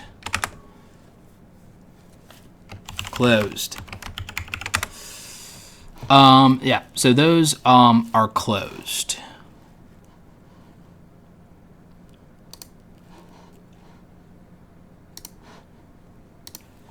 So yeah, Jake, I hope that helps. And again, if you guys want to research, what you should do for your titles, and then you could use that for your descriptions, your keywords, your tags, or even the topics that you're going to cover, I highly recommend that you use TubeBuddy. They are our sponsor today, but they are also my secret weapon when it comes to getting my YouTube videos to rank and to be reached by the right people. And so I would definitely recommend them. You can get it for free, tubebuddy.com/awesome. If you want 20% off, use discount code Roberto's Buddy for the paid version.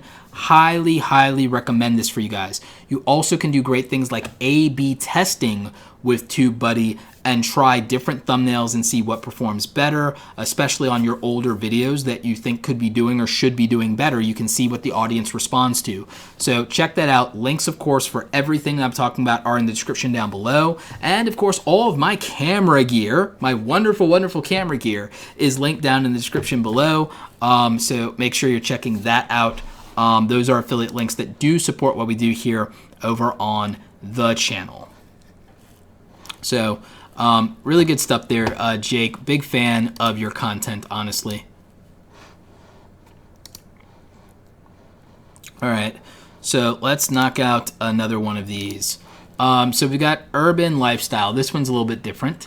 What's this channel about? Let's go to the about section. Hi, welcome to Urban Lifestyle channel. We're talking about silver stacking, gold stacking, buying silver bullion and gold bullion, and some benefits of buying precious metals such as silver coins and gold bars. We also talk about entrepreneurship and building the right mindset for success and personal finance. So here's something that I have to ask Urban Lifestyle. This is a really interesting and unique type of channel. Why is it called Urban Lifestyle instead of anything that talks about gold or silver specifically, or about entrepreneur or about money. Like it says urban lifestyle. If I hear urban lifestyle, then I'm thinking that maybe it's urban lifestyle and urban culture and maybe urban music, or I hear urban lifestyle, I'm thinking of vlog channel. I hear urban lifestyle, I'm thinking of vlog channel. I'm not thinking personal finance. So I think there's a branding problem. Like you got 9,000 subscribers, but I wouldn't have been able to guess that that's what this channel is about right off the bat. You do have in your banner post every Monday, Wednesday, Friday, and you have money in the banner, but there's nothing to tell me that this is about making money specifically by buying gold and silver bullion and stacking and gold bars. There's nothing that indicates that in your thumbnail. It really looks like it could be a vlog. So that throws me off a little bit. Let's look at the content here in the form of, okay, so the thumbnails get my attention. The thumbnails get my attention, but something is happening with a disconnect with the audience based on things like the like ratio and maybe some of these views. So let's try and see what we can figure out. Let's actually find out what the most popular content on the channel is. So the most popular content on the channel was the top mistake buying silver. That actually looks like a really good thumbnail, and I like that you played off of the guarantee seal and made it a mistake seal. The bullion versus AppMex, like you used to recognize brands, so that's why that worked. That thumbnail is not great, but at least it took advantage of the logos, and it seemed like people liked it. Buy silver now, this is why. Okay, I can see it. Why buy gold and silver? I think more content for beginners and explaining the concept of buying gold and silver to people is what's going to work, because clearly that's what has worked for the channel, where you get a massive amount of views for being a smaller channel. So, and this is a very specific niche too. This is a very specific niche. So I think that you could definitely, and again, some of these thumbnails are really good, but there's an inconsistency in the quality of the thumbnails. Some of them are very good, and then some of them are very, very bad. So that's different. I think the interest in the topic is varied. So I think that that's part of the issue. Let's see. Let's, in the TubeBuddy Explorer for keywords, see what happens when we talk about buying gold. Buying gold and silver, actually. Let's see what's going on with that. The average views for videos on buying gold and silver are 96,000 views on average of the videos that ranked, and the lowest video that ranked has 2,000 views. So there's opportunity in the niche of buying gold and silver, but buying gold and silver should probably be in the title of more of your videos going forward, or even in the second part of the title. So buying gold and silver bars, buying gold and silver online, buying gold and silver coins, buying gold and silver for beginners. There's a lot of opportunity. Let's look at the results and let's look at the thumbnails for this. So obviously Graham Stephan in there. Yep, of course. Dave Ramsey. Yep. So looking at the thumbnails that perform here, I would make thumbnails that are equal to or better than these videos. And I would then also do everything to rank. I also want to teach you guys something interesting about ranking. I want to teach you guys something interesting about ranking, because everyone thinks that small YouTubers and not having a bunch of views that you can't rank. But I want to show you something. I'm zooming in here to make a point. So what you're going to see is that there are videos here that don't have a ton of views that also ranked. The 10th most ranked video is a 3,000 view video. And I'm not subscribed to that channel, so it's not rigged in any way. Another one here, 13th ranked, has 10,000 views. So, like, views are not what ranks a video. But notice these things that are in yellow here. This is called context. This is how Google and YouTube work. You'll notice that the top ranking videos have these words repeated in the title and the description quite frequently. I can guarantee you that it's in their tags. And I can guarantee you they mention it verbally in the video quite a bit.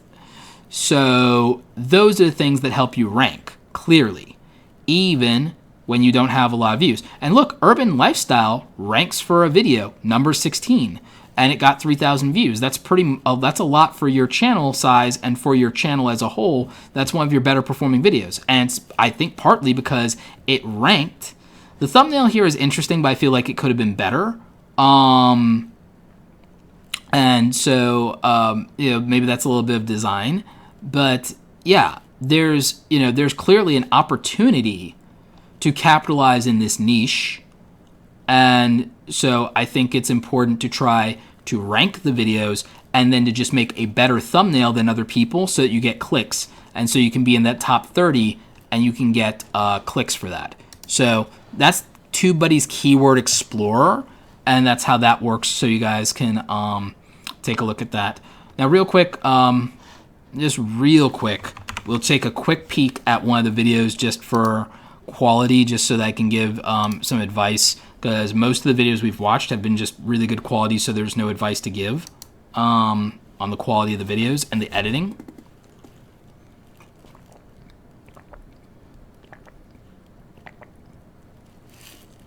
I'm fine with this style for a financial advice channel. I'm totally fine with this style. And you got a cut to some B-roll. You might want to stabilize that footage a little better.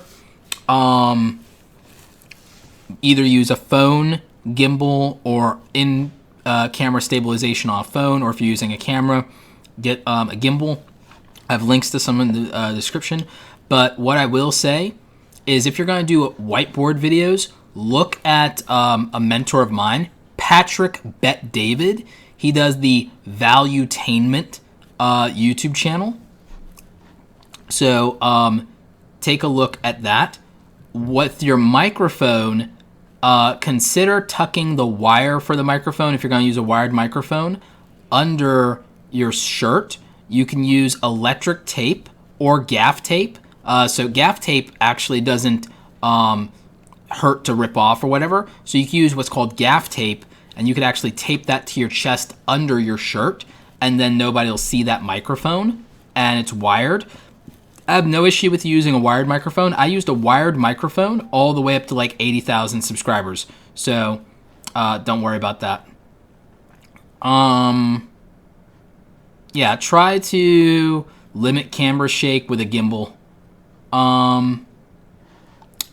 And so, yeah, so that's my advice on the video production, but it's not bad for what it is and for what it's meant to be. And it's working with the audience. The likes on it are fine. Comments seem fine. So, yeah, that would be my advice for this channel.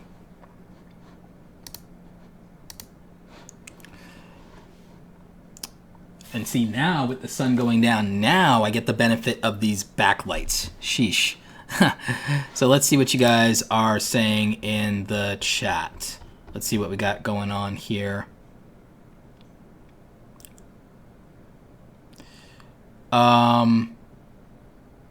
Grabster says video looks great, little overexposed, but oh, you're talking about mine. Okay, cool. Let's see. Urban Lifestyle says thanks. Kamar Ellis says SEO, SEO, SEO. C Sutton, how are you? Good to see you back here. Addicted to Profit. I would suggest a name change, but I did it and my overall channel views tanked. Yeah, sometimes changing the name isn't going to work because sometimes your audience is used to finding you by that way. So I would, pay attention to that.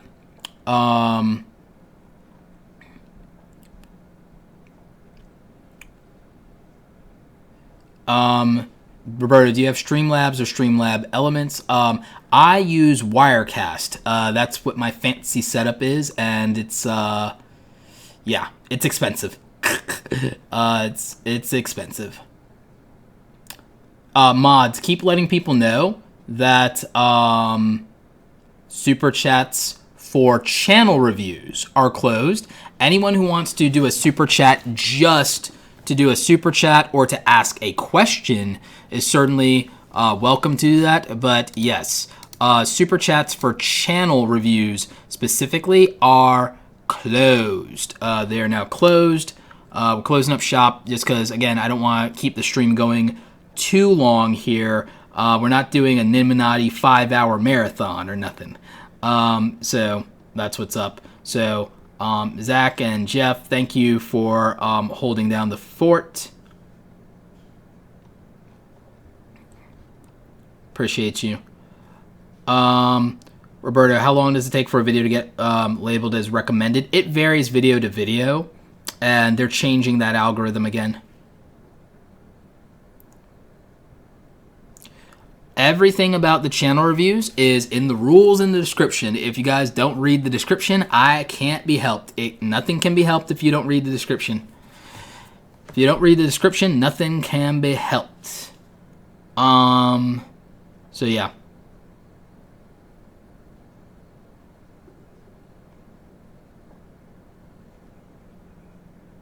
Yep, all the info is in the description.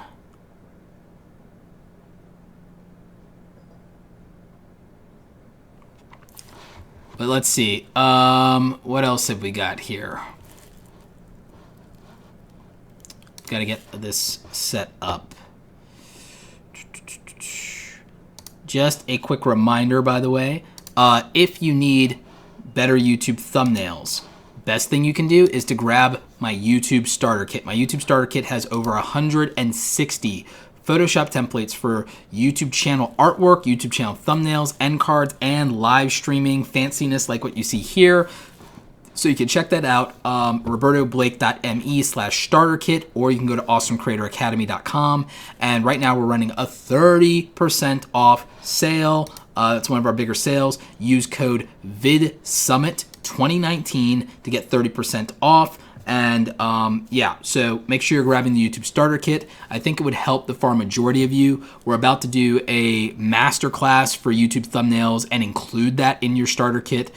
So in addition to getting all the templates, you'll get some advanced thumbnail training so that even if you want to do thumbnails on your own, and this is a course that I could sell for $597, and for what it is and for how good I am at Photoshop, people have said, yes, Roberto, I would pay $297, $597 to learn how to make thumbnails the way that you do, to do design the way that you do, but I'm not going to charge you $597. You'll get it included in the YouTube starter kit at no additional cost, and the YouTube starter kit is $99, but it's on sale right now at 30% off. So yes, that is my product, supports the channel, puts money directly in my pockets, but what you guys get is over 160 files for less than $99 right now. So highly recommend that you guys check that out.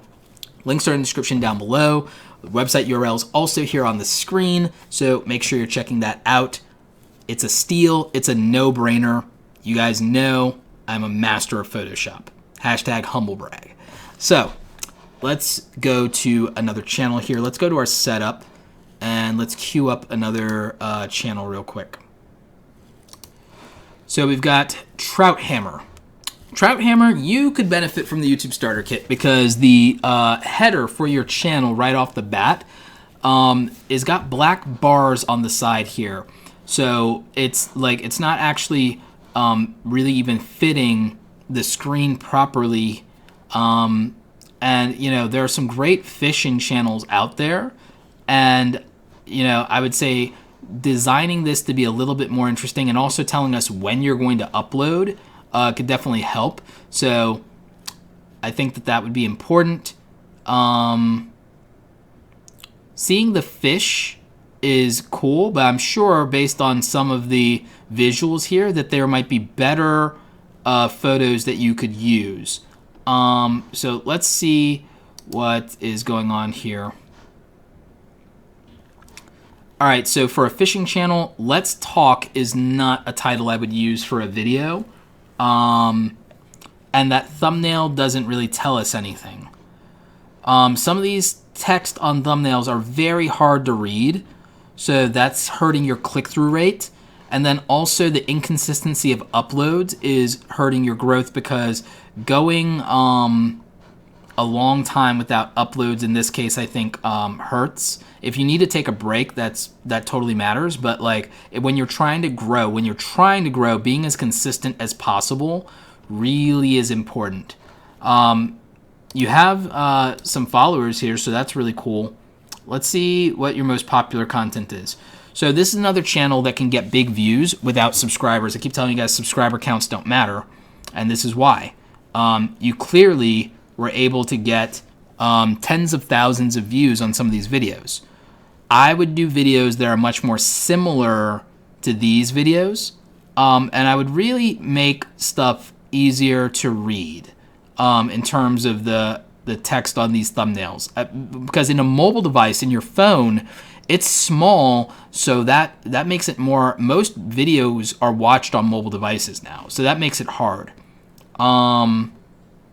Also, I mean, the surf stuff, the surf fishing stuff looks like it's some of your most popular content, so maybe focus in a little bit on that.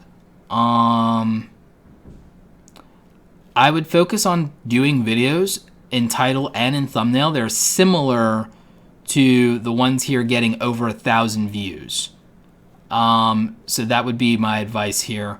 We'll click on like one recent video, because most of your issue here is making stuff clear and easy to understand and easy to read. We'll click on like one video from 2 weeks ago just to see what your content looks like. But with a fishing channel, I think that there's a lot of things people can accept. Beautiful beach back there.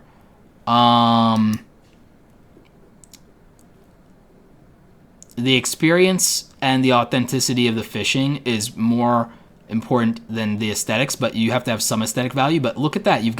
You're right there. We get to see this thing up close. Like, heck, even this frame would have been a better thumbnail than the thumbnail of this actual video. That, look, that frame right there, or something like that, even potentially cropped in, would have been like, guys, wouldn't that be a better thumbnail than the thumbnail that we had for this video? And just let me know in the live chat, like in the live chat, wouldn't like something like this, yeah, like even that just cropped in a little bit, wouldn't that cropped in have been like a better thumbnail than the thumbnail that we currently have on this video?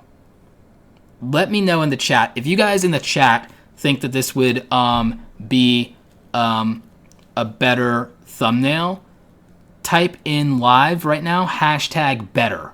Hashtag better if you think that this is a better thumbnail than...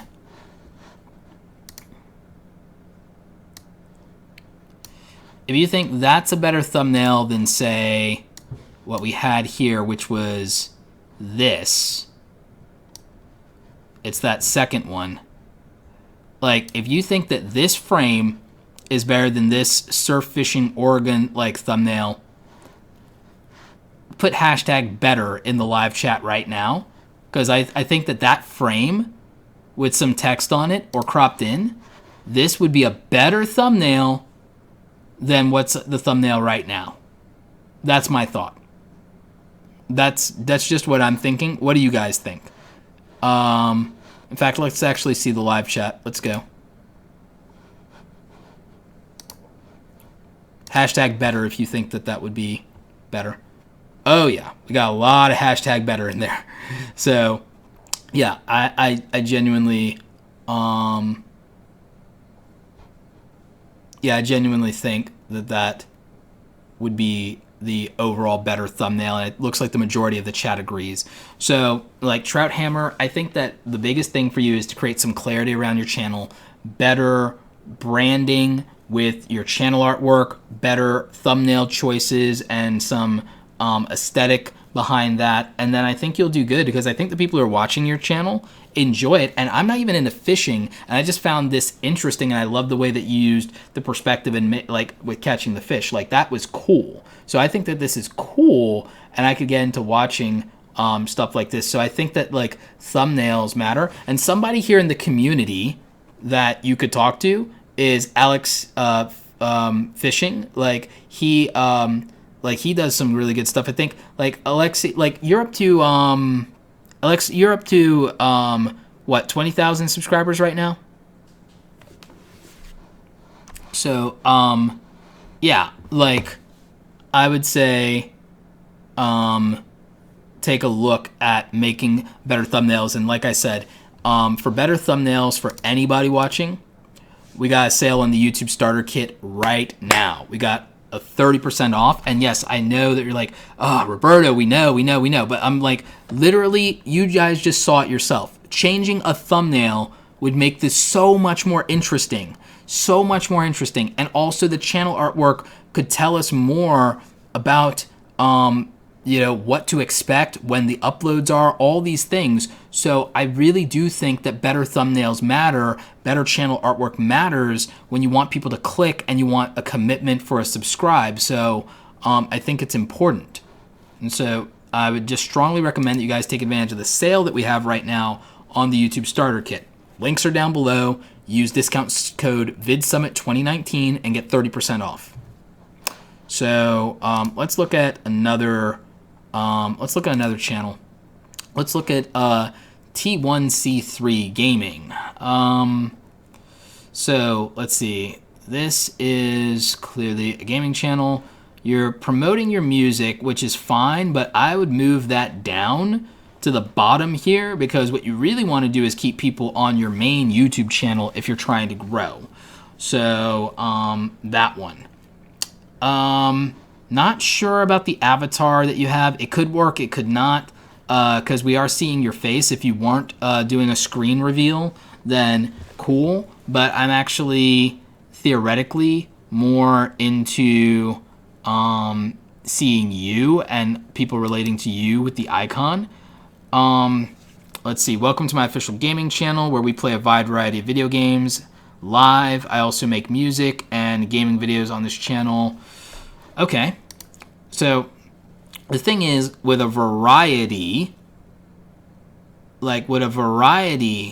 of games and not any type of game focus, it's hard to get people to commit to the channel and watch video to video. And that's why your views are all over the place, because there's no commitment to a type of game, a franchise, a style of game, like anything, or a brand or a console.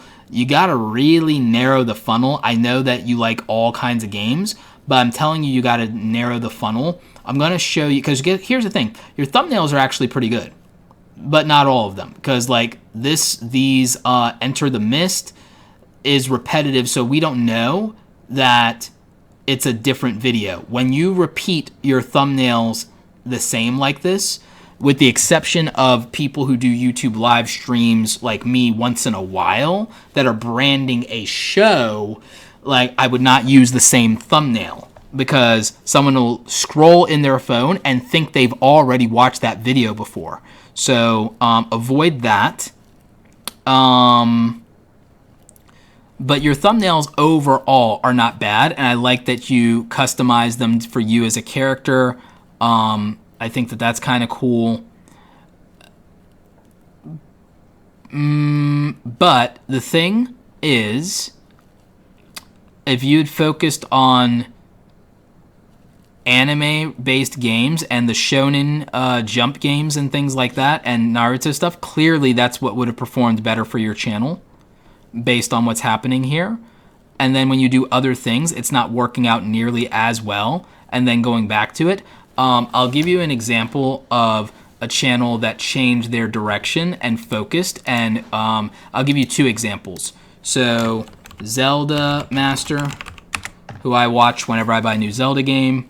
I just wish that his pacing was a little better. And then You either like his voice or you don't, or you're in the middle, like, you know, or you cannot tolerate it because the content's really good.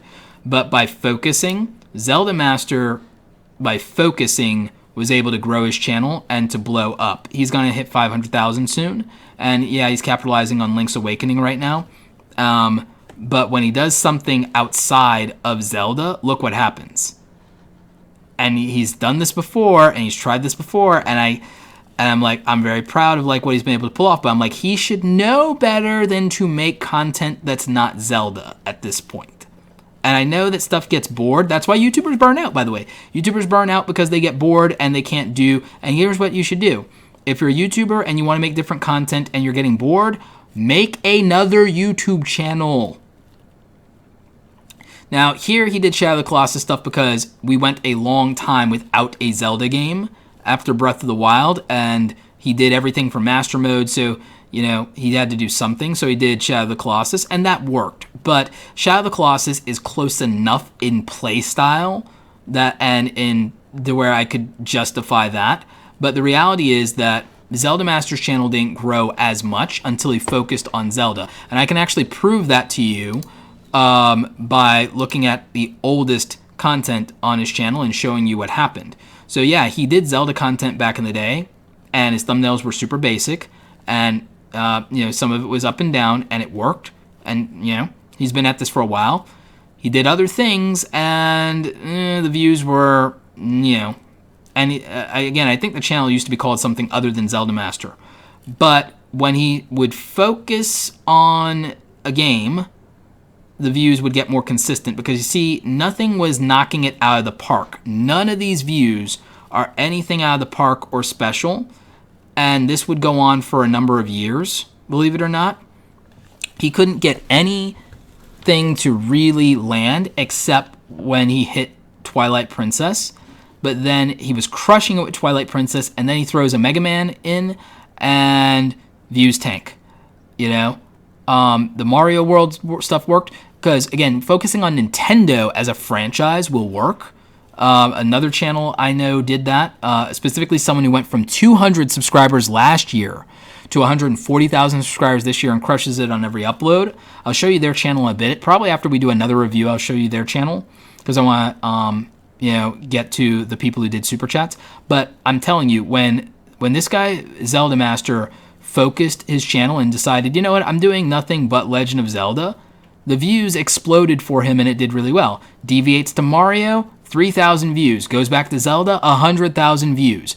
Focusing on either a game, a franchise, or a brand, or a console, something where we can say, okay, that's for me and that's consistent, is going to get people to come back video after video after video. They need to come back for something continuity-wise. We all would like to believe as YouTubers that people are coming for us and our personality. They're coming for the content. They're coming for the thing that we do for them. They're coming for the thing that we provide. Very few people ever get to make it, quote-unquote, as a personality and become a name and a face. It's very few people. Very few people get to change up their content and do whatever they want. It's a very privileged situation to be in, and it's a very privileged thing to want. And I don't hate on people for wanting that. I just know that it's not realistic for most people. And I'm not telling you not to go for it or whatever, but I'm trying to tell you that if you have expectations and the reality for those things is very, very challenging, ridiculously, like we're talking expert mode, we're talking master mode, you're going to burn out faster because you're going to be disappointed more often than not. And when expectations don't meet reality, that's the hardest thing to stay motivated and to keep going. So I just wanted to highlight that. Let's look at video content real quick to see if there's any quality advice, because I think the focus thing was important. I'm assuming a lot of the value of the thing is your humor, but for copyright reasons, we're not doing any audio. Good green screening, by the way. Good job. Anime intro. If you're going to do an anime, like, or was it an anime meme reference? Was that an intro or is that a meme reference? Looks like your intro is more anime, and look, as a fellow otaku, respect, but maybe you should focus on anime-related games specifically then. Maybe that would help. And then T1C3, I don't know what that means. Maybe it's your gaming handler tag. I don't know. But it's hard for me to, like, even with the channel banner is fine. This is fine. My issue becomes it's very difficult scrolling through the channel to get a grasp of what to expect on a regular basis. So I would try to figure out what that's going to mean and what you're going to do with that. I think the fact that you have a music channel is cool. And I think that making your own music within your videos could also be a unique element that makes you stand out. Theoretically, if you're making that kind of music and it's original, like hip hop and stuff like that, maybe there's a business for you in making and licensing your music for content creators, and that could be super lucrative. So those are just some of my initial thoughts, on that. So I don't know. What do you guys think? Someone made a comment. So we need to be a factory, not a channel. Look, a channel has some continuity and consistency in its programming format. If you're talking about a TV channel is a media company. Like, can you imagine Nickelodeon not having a plan for what they put out next week or next month or next quarter? But you're a YouTuber and you want hundreds of thousands or millions of people to make a commitment to you when you haven't made a commitment to what content they can expect. So again, it's a privileged mindset. And I understand that that's most of the culture in YouTube right now. That's why I'm not the biggest fan of YouTube's culture right now, which between us, to be honest, I think that's where I've slowed down on my content uploads, which I'm about to triple down on, by the way. I've slowed down on my content uploads and focused on my business for the last, I'd say, 3 to 6 months, and hiring the people on my team and really staffing up and focusing on public speaking because I love the community and I love the people on this channel and in our community and in the Discord server.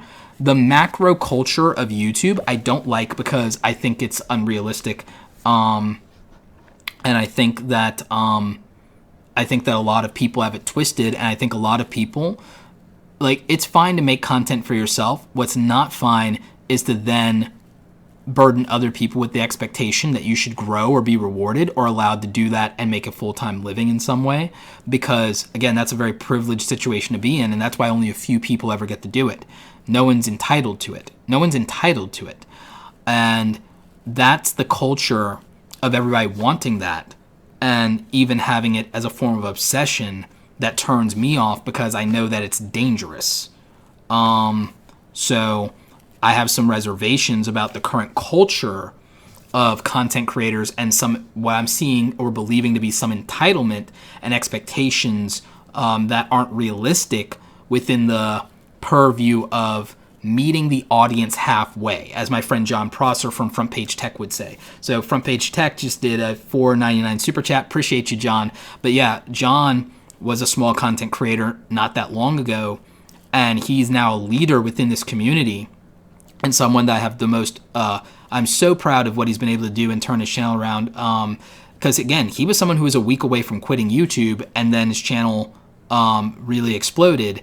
And that's what hanging in there and perseverance and persistence is about. But he also had committed and been working his butt off for 6 years. He worked his butt off for like 5 or 6 years before he got his shot. And I don't think most people are willing to do that.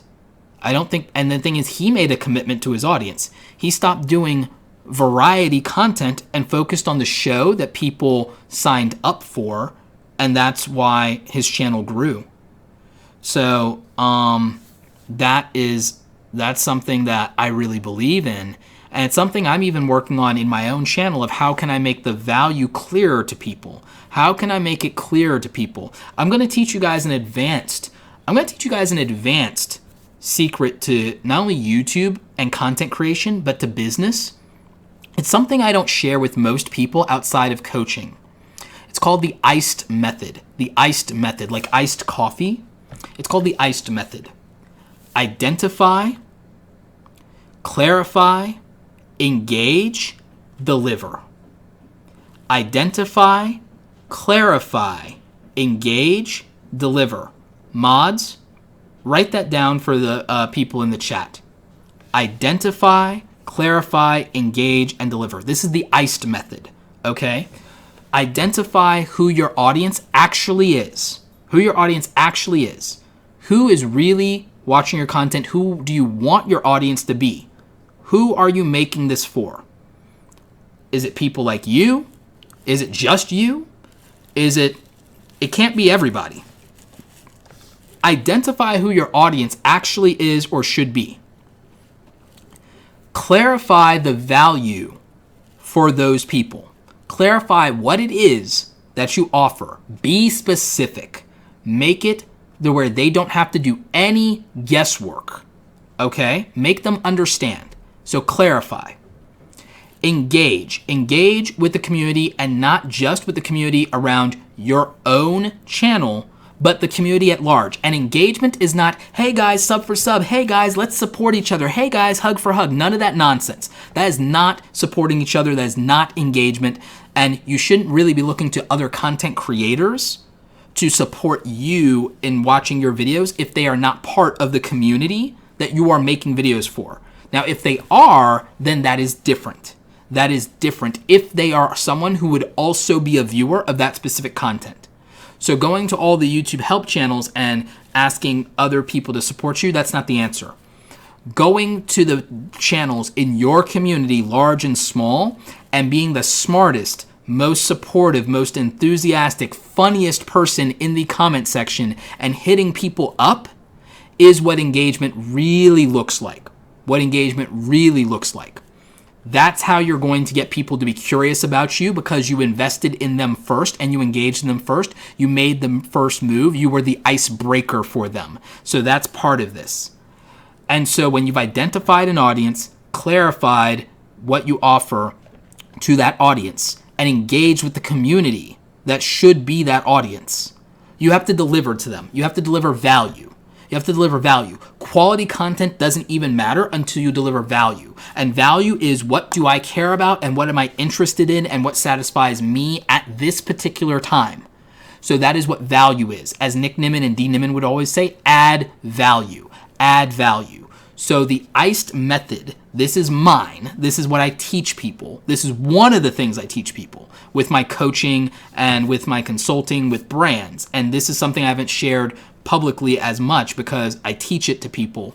But I can tell people how to make the iced method work in their niche and for their content or for their personality, because that's what specific advice is.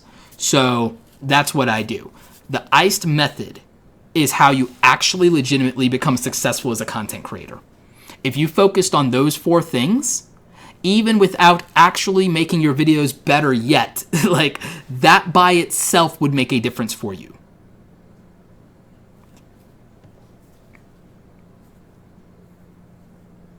So Sarah says, even if your audience would watch anything you make, if your channel has been branded specifically, you should stick to that. That's why I'll stick to art on this channel. Absolutely, Sarah makes art. Like, I couldn't agree more, because again, promise made, promise kept. Promise made, promise kept. Even with titles and thumbnails. Titles and thumbnails are about making a promise and delivering on that promise. That's what value is. Iced baby. So again, promise made, promise kept. You have to identify your audience, clarify the value for them, and make a promise of some kind. Engage with them so that they understand and know who you are and they have a reason to care. And then deliver on that value that's promised. Deliver on what's promised. That's it. If you do those 4 things, you will be more successful than if you don't. Okay? If you think about it, it makes absolute sense. And if you think about the most successful content creators you know, it makes absolute sense.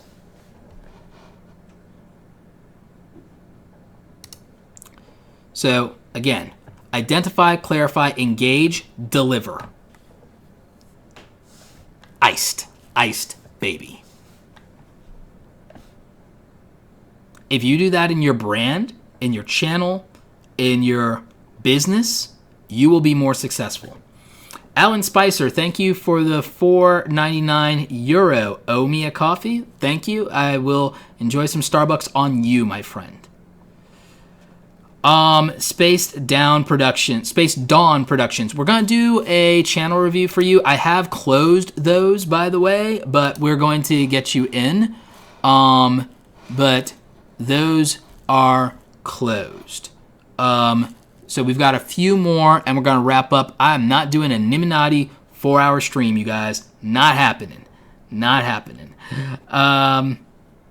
Yeah. Creative Girl of Color with Danielle B. Can I use the YouTube Starter Kit without Photoshop? So if you don't have Photoshop, there are some free tools that will let you use the YouTube Starter Kit. Photop.com is online and it's free. Pixlr is also, though it has a megabyte limit. Paint.net can open Photoshop files now. And of course, there is GIMP.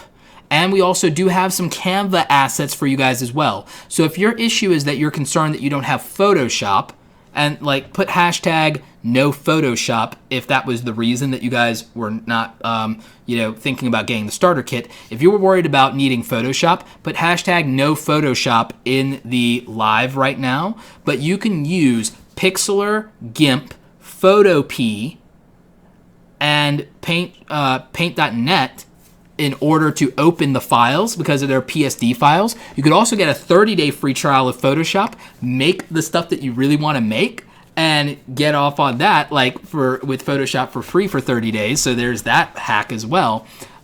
So there's all kinds of ways to do it. Also, Affinity Photo and Affinity Designer are only $60 and you own them forever, and they open up Photoshop files. So they are a competitor to that. So there are free and cheap ways to take advantage of this. And I did make some Canva assets. We're going to make some more Canva assets for you guys. But also there's GIMP. GIMP is open source and it opens up Photoshop files. So you can do that. So I'm going to make some stuff that'll make it easy for you guys to use Canva, Procreate, or whatever. Photoshop is the easiest thing for me, and it's the best, and it's the most competitive software. And remember, we're also going to be doing our thumbnail masterclass and putting that in there. The masterclass is something I could sell for hundreds of dollars by itself, but we're going to just put it in the YouTube starter kit for everybody who buys it. So, and yes, this live stream will stay up, guys. So yeah, that's, if you were holding back on getting the YouTube starter kit, you can absolutely use it without Photoshop. So take advantage of that. And again, with code VIDSUMMIT 2019, you get 30% off right now. So it's one of the cheapest times to buy it right now. So would highly recommend that. Let's see what else we've got going on here in the chat. Shonen Showdown. I like that name, by the way. I like that. That's kind of dope. Very otaku, very weeaboo. Let's see here. How do you become a creator on the rise? That's a good question. You just get picked partly by YouTube. They're looking at that and curating that. My good friend Jade Dharmawangsa became a creator on the rise. Funny thing is, it doesn't grow your channel that much.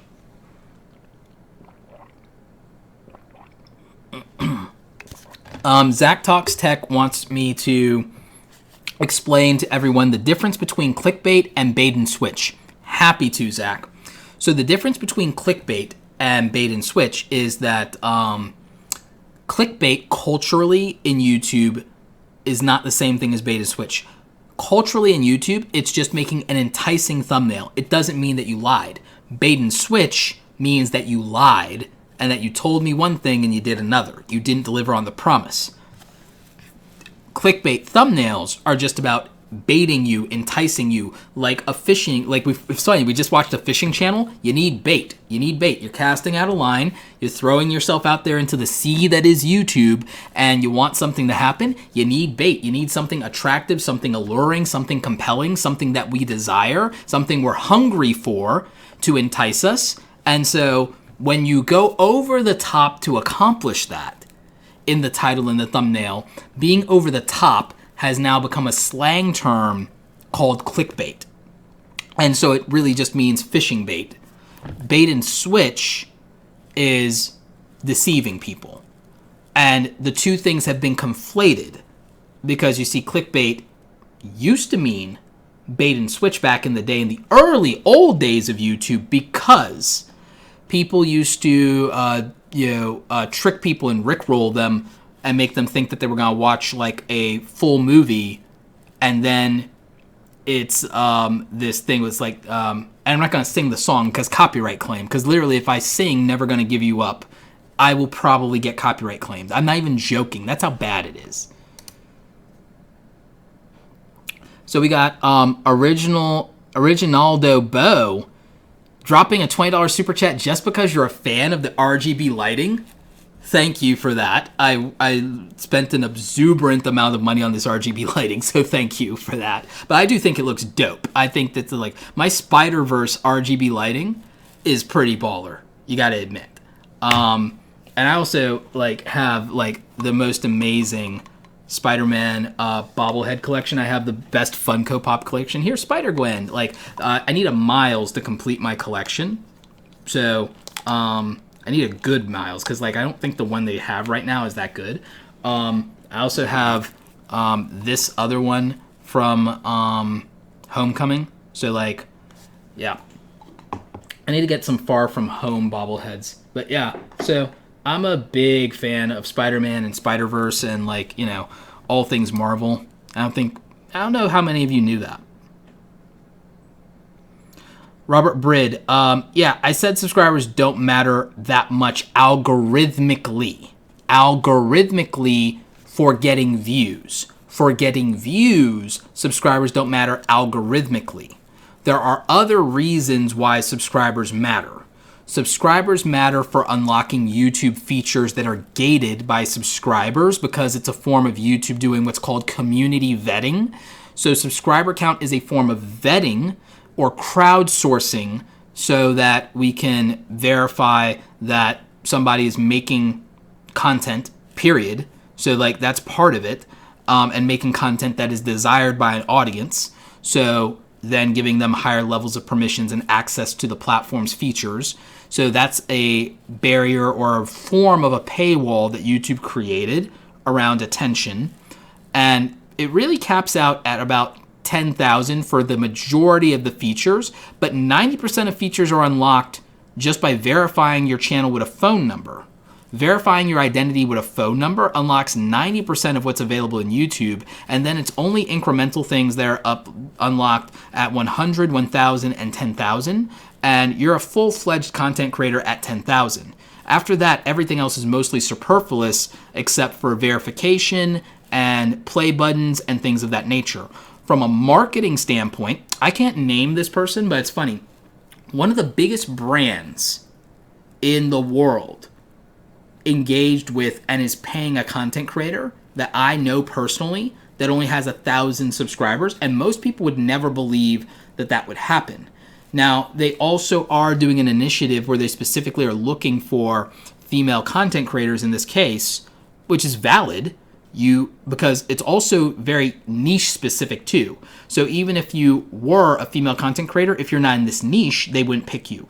If they were opening up to men and women in this particular case, if you weren't in this niche, they wouldn't pick you. So those criteria are valid because marketing is also picking an audience. And so they're doing a campaign specific to female content creators for a reason. And so that could be an industry thing. Again, like a cosmetics brand, you can be a man and be in the beauty industry, but you're also less represented there, which could go either way. Either you could get more because of that, because you're an outlier, or because you're not what's normally marketable and there's not proof of your sales numbers, maybe not. So channel size, if you are actually insanely good at a very specific thing, could be irrelevant. It's mostly an awareness thing, a marketing play, and an attention play, and it's also something that makes it easier to just walk this up the ladder to approval. But if you are producing quality at 1,000 subscribers that's equal to the quality of your peers at 1 million subscribers, and people are calling you the next this person, that legitimately is about your talent being viable for the industry, because you have to remember that there are people in the industry who get paid who have no following to do the job that they do. So your actual talent and ability to deliver could matter more than the size of your audience if your talent is at a level where you could work in that industry anyway. So you have to understand that models that don't have a following still get paid even when the ads don't run. Actors and actresses, even when their part is cut out of the movie, they still get paid for showing up. Like, there's a such thing as day rates, and you don't need an audience for that. A director, a producer, a cinematographer, an editor is a content creator also, but they don't need an audience to get paid for what they do. So more of you need to understand that and understand the industry that we are really in, or the industry that we service, or what that means within your niche, and understand that subscriber counts are about YouTube's culture and clout, and yes, some marketing positioning, but it doesn't mean what you think it means. And it doesn't determine value in the ways that you think it determines value. And when it does, that's because content creators don't know how to negotiate with marketers and business people. Because if they did, they could sell on something that's not their view counts, because that's what I do, and I get paid very well. And so that there's a strategy component, and that's why when people coach with me, that's what I teach them. That's why people who have more subscribers than me hire me.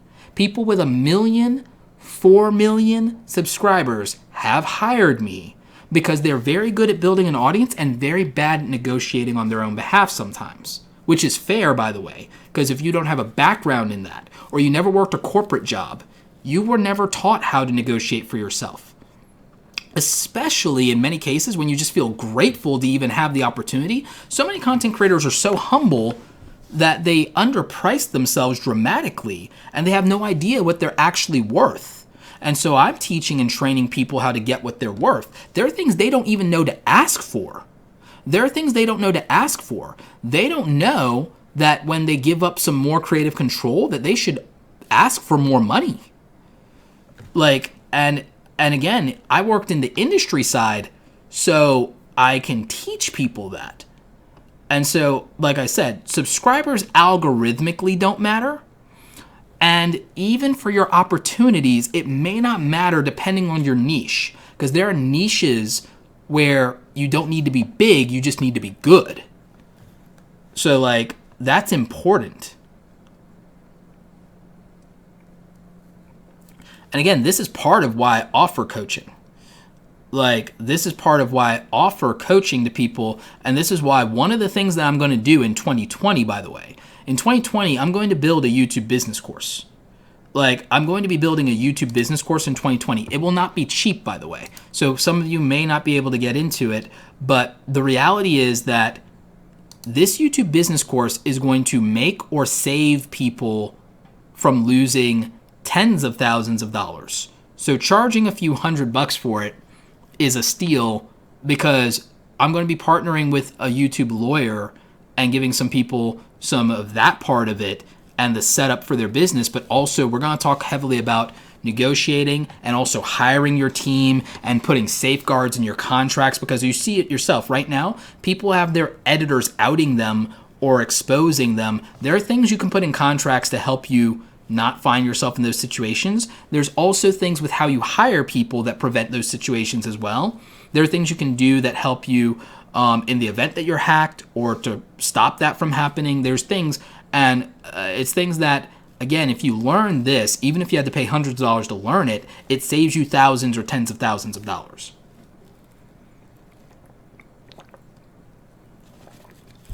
So even for me, a big focus lately has been doing more coaching calls and working one-on-one with creators around these bigger problems that they have in their business, in their brand.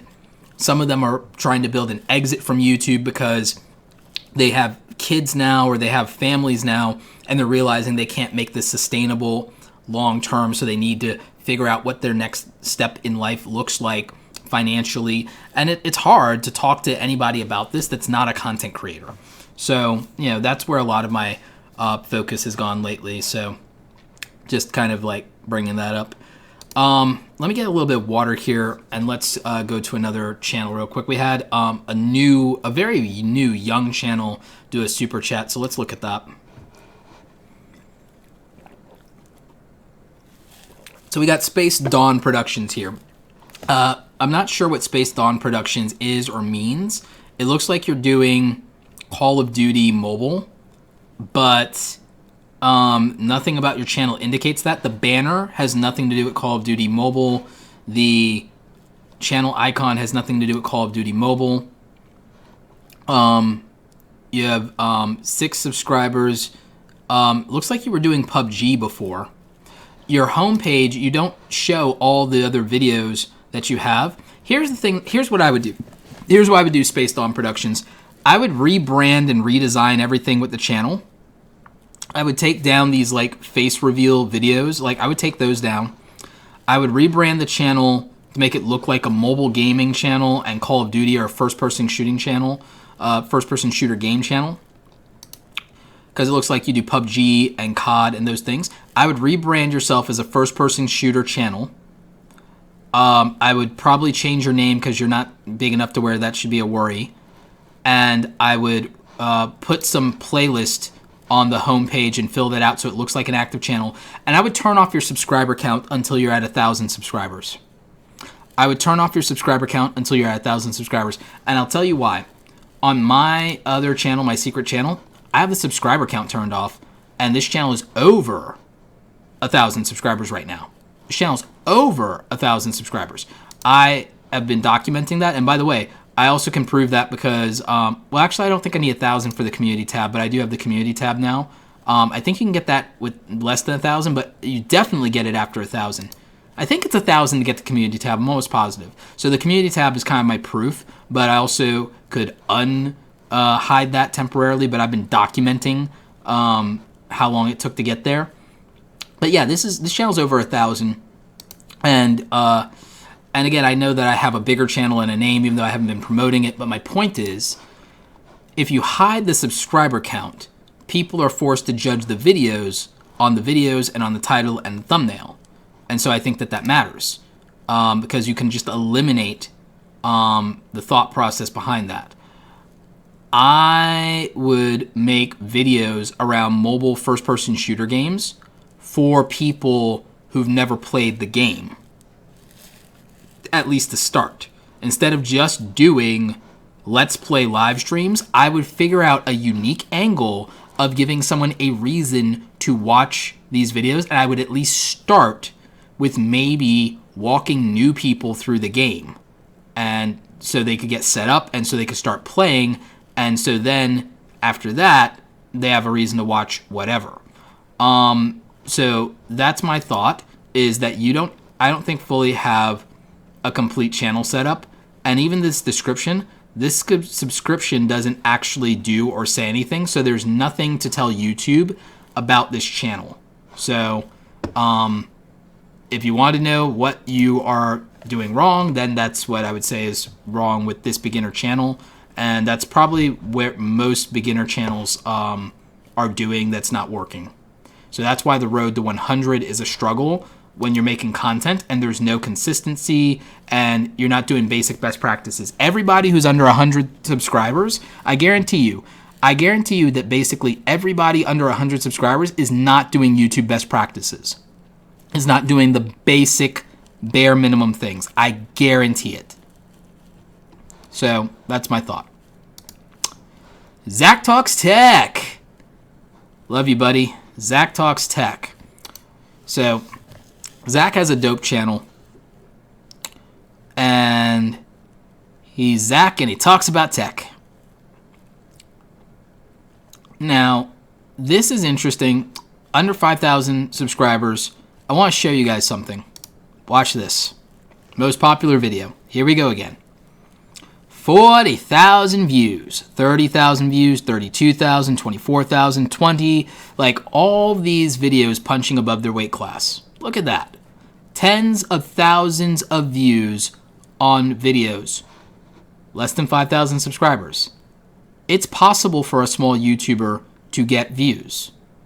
You cannot convince me otherwise. Take responsibility for the content you create and for how you approach your content in the title and the thumbnail, and whether you've identified your audience, made things clear for them, been consistent, engaging with your community, and delivering on your promises. Like, if you're doing that, things will go better for you. So Zach is getting really good views. I would say on a channel in general that 500 views is a win, because 60% of all videos ever uploaded to YouTube never get 500 views. Not 500,000, not 5,000. 500 views would beat 60% of all content ever uploaded to YouTube. And remember, there's 400,000 hours of 400, is it 400,000 or 400 million? 400,000, I think, hours uploaded every minute of every day. Yeah, it's 400,000 hours of video uploaded every minute of every day to YouTube. And 60% of it doesn't get 500 views. I guarantee you, most people have not found a way to meet their audience halfway, or identified who their audience is, or clarified what to expect, and are not engaging and are not delivering. I guarantee you that that's the case. That being said, there are quality videos that don't get 500 views. In many cases, a lot of that is down to the title and the thumbnail just not being what they need to be. Zach has been doing some really good work on his thumbnails over the last year. I'm very proud of him for that. And even his recent videos reflect that. And so it's possible. So let's look at what's going on with the channel and with some of the recent stuff here. Now again, a lot of these videos are not getting a ton of views, but Zach also took a break for a very long time for his health.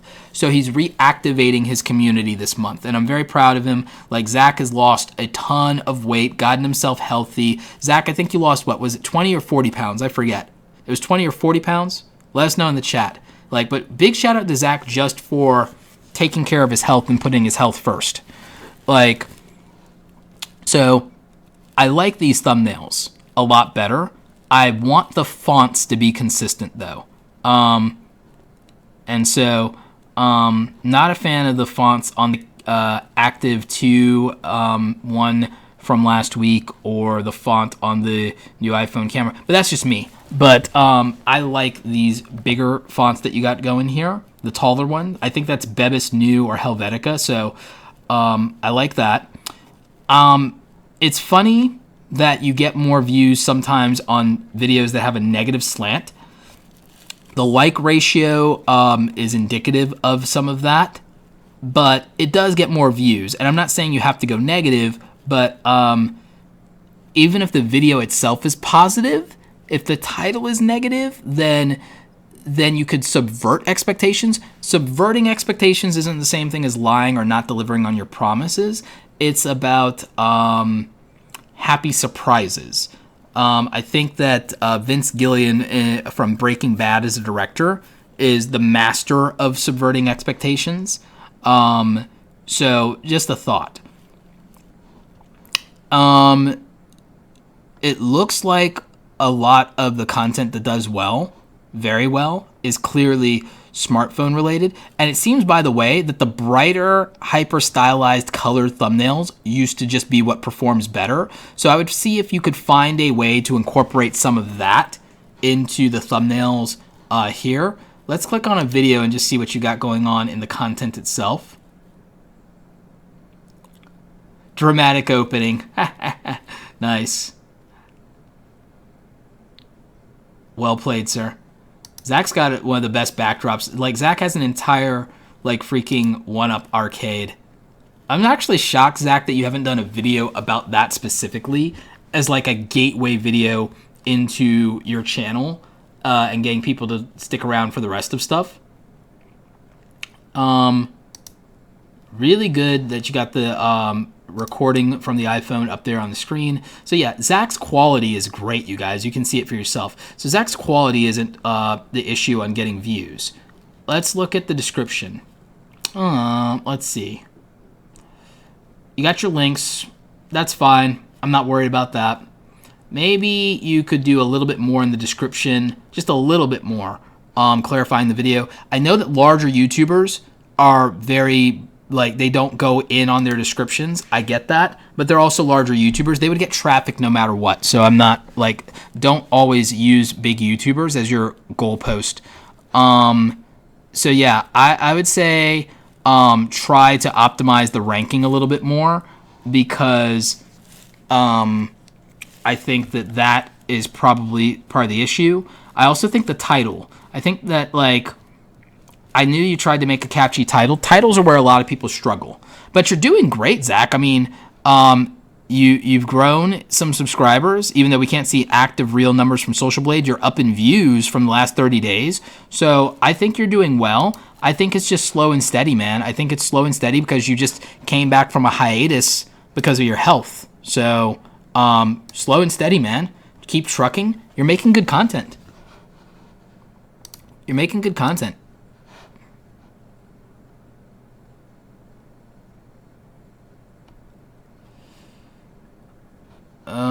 Let's see. Just looking at the chat. Just looking at the chat here.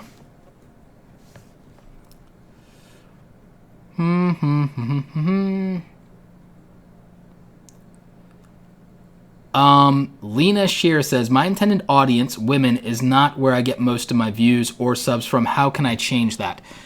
Lena, this is a very common issue for female content creators, and a lot of good friends of mine have had this exact same issue.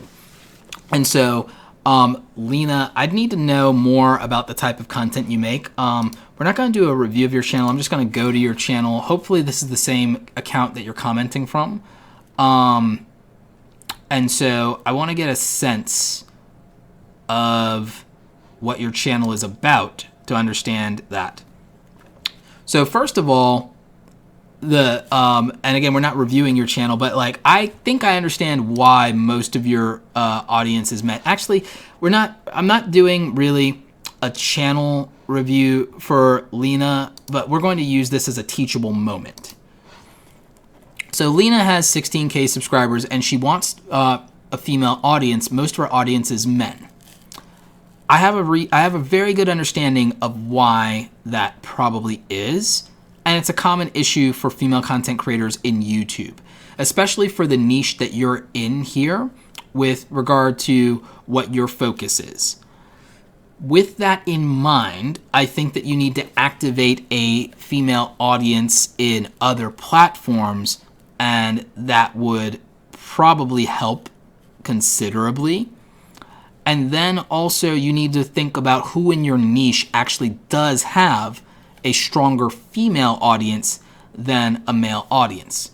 Now, I also am going to make the assumption that sometimes you'll do titles or thumbnails based on what you know will get the most views, regardless of who those views come from.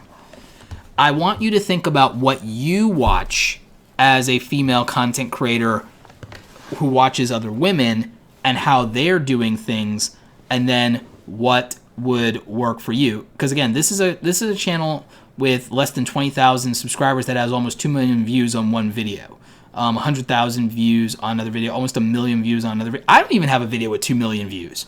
Like, so it's, but again, I also understand that the subject matter works in a specific way. But there's also a chance, I wonder how this channel works in restricted mode. Well, I'm curious, this is a teachable moment. I'm wondering what happens to your videos. Oh, wow. Okay, so restricted mode obliterated most of your channel. Your channel is most of the content in your channel is actually suppressed. That's interesting. That's interesting. Look what happened when we put restricted mode on. That like obliterated most of her content. I need to bookmark this for a teachable moment for a video I want to do about restricted mode. So yeah, we turn restricted mode off, and then all of her content, majority of her content, like, okay, so that's interesting. That's interesting. just by itself, that's interesting. I would say that actually some videos shopping in the real world, maybe for these items, these clothing items, would probably play better to a female audience. So I think the experience is probably what would do it. If the experience relates more to your demographic, then I think that would probably work. I think there are some things in thumbnails that could be different, but I would save that for an actual channel review. But again, the reason that I brought up Lena's channel is I just felt like it was an extraordinarily teachable moment there. And I think we actually learned quite a bit by just even seeing what restricted mode does. Strawberry Loli, thank you for the 1,000 yen? 1,000 yen super chat. Appreciate that. What's 1,000 yen in English? Started doing vids in English and Japanese, translating in real time. Most just do captions. Seems like a new niche I could fill, but should I continue even though it takes me 10 times more energy than just English videos? I would say balance it out and do it every once in a while. That way you don't burn out. If it's working, I would definitely want to do it more. But I would say ease your way into it. I'd say ease your way into it. Yeah. So, yeah, that's my thought.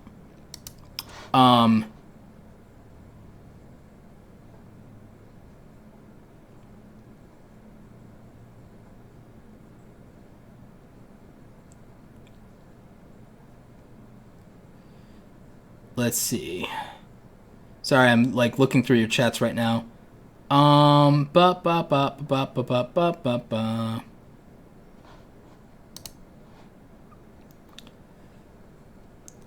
we got some Breaking Bad fans out here. $10 English. Okay, so 1,000 yen is $10 in American dollars. Cool. Yes. Yeah, restricted mode is crazy. Dev material, on the actual screen, it says, attention, Super Chat channel reviews are closed. It actually says it on the screen. Let's see here. What else do we have going on? So we got Zach. We used Lena as a teachable moment. Dev material, I'm not making any promises, but if we can get to it, we'll try and see if we can get to it. Just because I'm a nice guy. Anyway, no more Mr. Nice Guy. No sorry. Anyway, Shandism 101. Okay, so I actually like your channel artwork for the banner there, and telling us that we get videos twice a week. Okay. You got 614 subscribers, so you're on your way to monetization. Let's see, you've got your greatest hits, Let Me Be Great challenge. Here's the thing, I don't know what your channel is about, and nothing in your banner tells me what your channel is about. What's the about section say? Now, most people will not read the about section. So theoretically, this is about wigs and synthetic wigs, but nothing in the channel banner tells us that, and nothing in the channel name tells us that. So it's hard to grasp that immediately before we get to the videos. On the home page, there's not a playlist that says that specifically with regard to wigs or anything.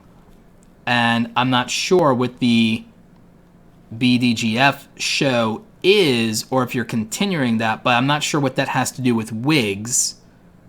But it looks like there's something where it's talking about you doing YouTube or quitting YouTube or something like that. But it's but that doesn't have anything to do with wigs, and that's what I thought the channel was. That's what the about section says the channel is. So we're already not identifying an audience, and we're not clarifying what they can expect. So that creates an issue with how we can deliver for them. So now again, that first video shows that the video quality is good. Strong on-camera presence. Even just in this first video here, we can see good production, some editing skill, and we can see some confidence. Those things are good, but that doesn't matter if we don't click on a video, and it's hard to do that if the videos feel inconsistent. Now, it's possible that you pivoted your channel at some point. It's possible that you're focused on wigs now and that you weren't always, which is fine, which then also, if you change what your channel's about, then that can affect views. Must watch, must have Monday tells us nothing about what something is about. Writing with Chan, my first podcast. That doesn't tell us anything about wigs though, or does it? New intro. That's fine if you do a new intro. Reading my comments. That's something you should do when you have a larger community. Doing YouTuber-y things in the YouTube culture that people do, is when you have a engaged community more. I get that people want to do things that they enjoyed watching and that they see doing, but it gets confusing. And you can see that, like, if someone came for videos about wigs, anyone who came for videos about wigs is probably going to want to skip over a video about you reading your comments, or about you trying not to quit YouTube, or your original web show. If you want a vlog, I'd make a channel in vlog and do, if you want an outlet to express yourself, I'd make a channel for that, and then I'd make a wig channel. So I would make a wig channel if you want focus on a niche, and then if you're feeling bored, I'd do a second channel. That's what I would say. I think that's solid advice, because remember what I said. We have to identify an audience. You identified women who wear wigs. Great. Now you have to clarify that that's what you will get when you're here. You have to engage with people around that specifically, and then you have to deliver on that promise. When you deviate from that, inconsistent things will happen. Now, all of that being said, I think the views you're getting for being new, for under a year, and for the amount of videos you have are decent, but I think everything would go better if your channel was more focused. I think everything would go better if your channel was focused. But that's my thought. Those are my opinions. And I even say that for my own channel, to be honest. My own channel would do better if I focused on one thing. I'm from a different era of YouTube where I didn't have to do that. But I also built my business in such a way to where my channel is financially better with me not focusing on one thing. But I decided to build a new channel called Creator Gear Guide that's just going to be about camera gear. And I did that for a reason, because I know that it will work. So that's my thought. Mellomatic, 40 subs. All right, so newer channel. Need to get to 100 to get that channel URL. You got some playlist associated with the games that you're playing. Okay. These thumbnails are not great. They're not the worst. They could be better. Not great for what's competing in your niche right now. And gaming itself is very competitive. Gaming is very competitive. Game streaming is competitive. It's not that it's impossible to be a gamer, but we could watch gaming channels where we know there's a guarantee of quality already. There are gaming channels that we can watch that are dedicated to a specific game. When you're going to be a new gaming channel, you have to figure out how you add value versus adding noise. And so noise signal ratio in gaming is a real problem right now.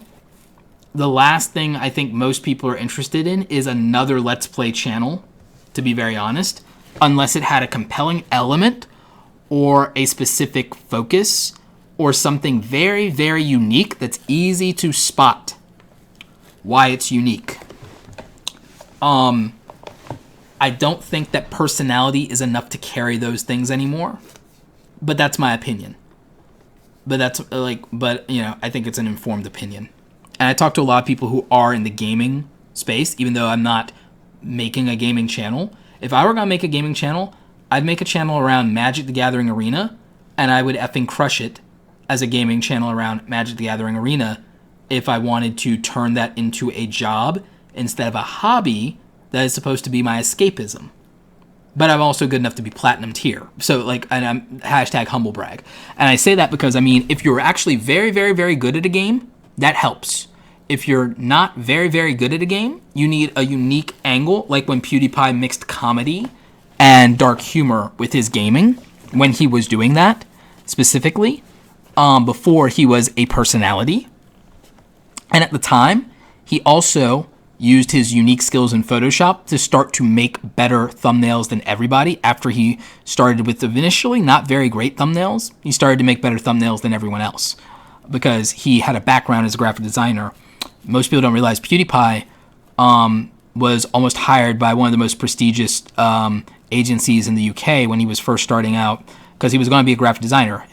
I think his aunt or his grandmother was a gallerist, so a curator for art museums. I think it was his grandmother, and she told him the importance of titles and telling what something is and things like that, and that made a difference. He brings that up in his videos before. So I think that titles and thumbnails matter. The titles and thumbnails here are not compelling enough in these games versus all the other games and gameplay that's in the genre and in the niche. And again, for what is available to be watched, it's hard to choose these over what's already available. So you have to figure that out. And so that would be my advice, Mellomatic. The other thing is also not telling us when you upload makes it hard to make a commitment as well. Let's see if there's anything to comment on in the actual content, because it's mostly going to be gameplay, so I don't, and again, we're not going to deal with copyright, so no audio. So yeah, it's gameplay, so there's that, and there's no screen reveals. So again, very competitive. You have to find some way to create unique value. Dr. Kirk Brown. All right, Dr. Kirk Brown, helping you live well, daily videos. Okay, that's something. I still think this banner can be better, but that still is at least identifying what's up. We've got some videos. I see that you took my advice because we've talked already and we did some work together. I see you've started to improve your thumbnails. Now I want everybody to pay close attention to this. These new thumbnails for the last 6 videos are much better thumbnails that tell you what to expect in the video than these other thumbnails, because they all look like, if you saw one video, you could assume, if you don't read, that, oh, that's the same video I already watched, I'll skip this one. That can hurt you. That's why thumbnails that are too much similar could hurt you. These tell you more of the context of what to expect in the video. I don't like ones where you have black bars, so avoid things with black bars. Go full screen. Get them 1920 by 1080. So I definitely feel like that would matter. The repetitive nature of thumbnails means that, again, and especially these ones that have similar words in them, side effects, it's like if you are scrolling through your phone, you're going to skip those videos because you're going to assume at a glance that you've already seen the video. That's why making the thumbnails different enough is important. So I can see the effort being made, and I think it's going to make a big difference because I think that can have an effect. So, healthy start. And then you're a doctor, you're a professional. So, you're sitting at a desk, you're doing the professional thing, you're wearing professional attire. That's perfect for what you do. No nonsense advice from a real doctor. So, respect. That's solid. Let's see what the About section says. I would make a more detailed About section. I would fill that out a little bit more and give some background. Let's look at playlist. I would make more playlist and make playlist specific around what you are covering in terms of topics that are similar to each other. And then I would fill out this channel more with some of those specific playlists so people can pick certain things that they want to go deep on. So I would categorize this catalog of content more specifically and label things very well. In terms of description, I would flesh out these descriptions a little bit more as well. I'll show you guys an example of what I mean by this. Let's look at my new channel. Let's look at this channel. So when we look at this channel, whoops, look at my description. That is pretty much how a description should look and read for most YouTube channels, in my opinion. So that I think would probably be helpful. Even for this new channel, look at what I ranked for something. Separating time from money, separate time from money, importance of financial freedom, ranked for something. Ranking for things can happen, and I think it's important. Ranking for something that's in the title is important. And again, filling out these descriptions and giving context is important. I also, in all these descriptions, give my credentials. And that's part of my upload defaults. And so that matters. So if I was going to make a recommendation on doing descriptions, I would say flesh it out and think of a couple of sentences, just maybe 3 sentences or 4 sentences that can add context to this. Look at how Netflix describes the episode of a video. I think that would help you guys. And again, getting some context on your titles and your descriptions and all of that good stuff. I mean, I really feel like if you use TubeBuddy, that it will help you. So, if you check out tubebuddy.com/awesome, you can get the free version. And I think that will dramatically help you improve the quality of those things, of your titles, the research you do, being thoughtful about using keywords and phrases in your descriptions. I think that a lot of that would help.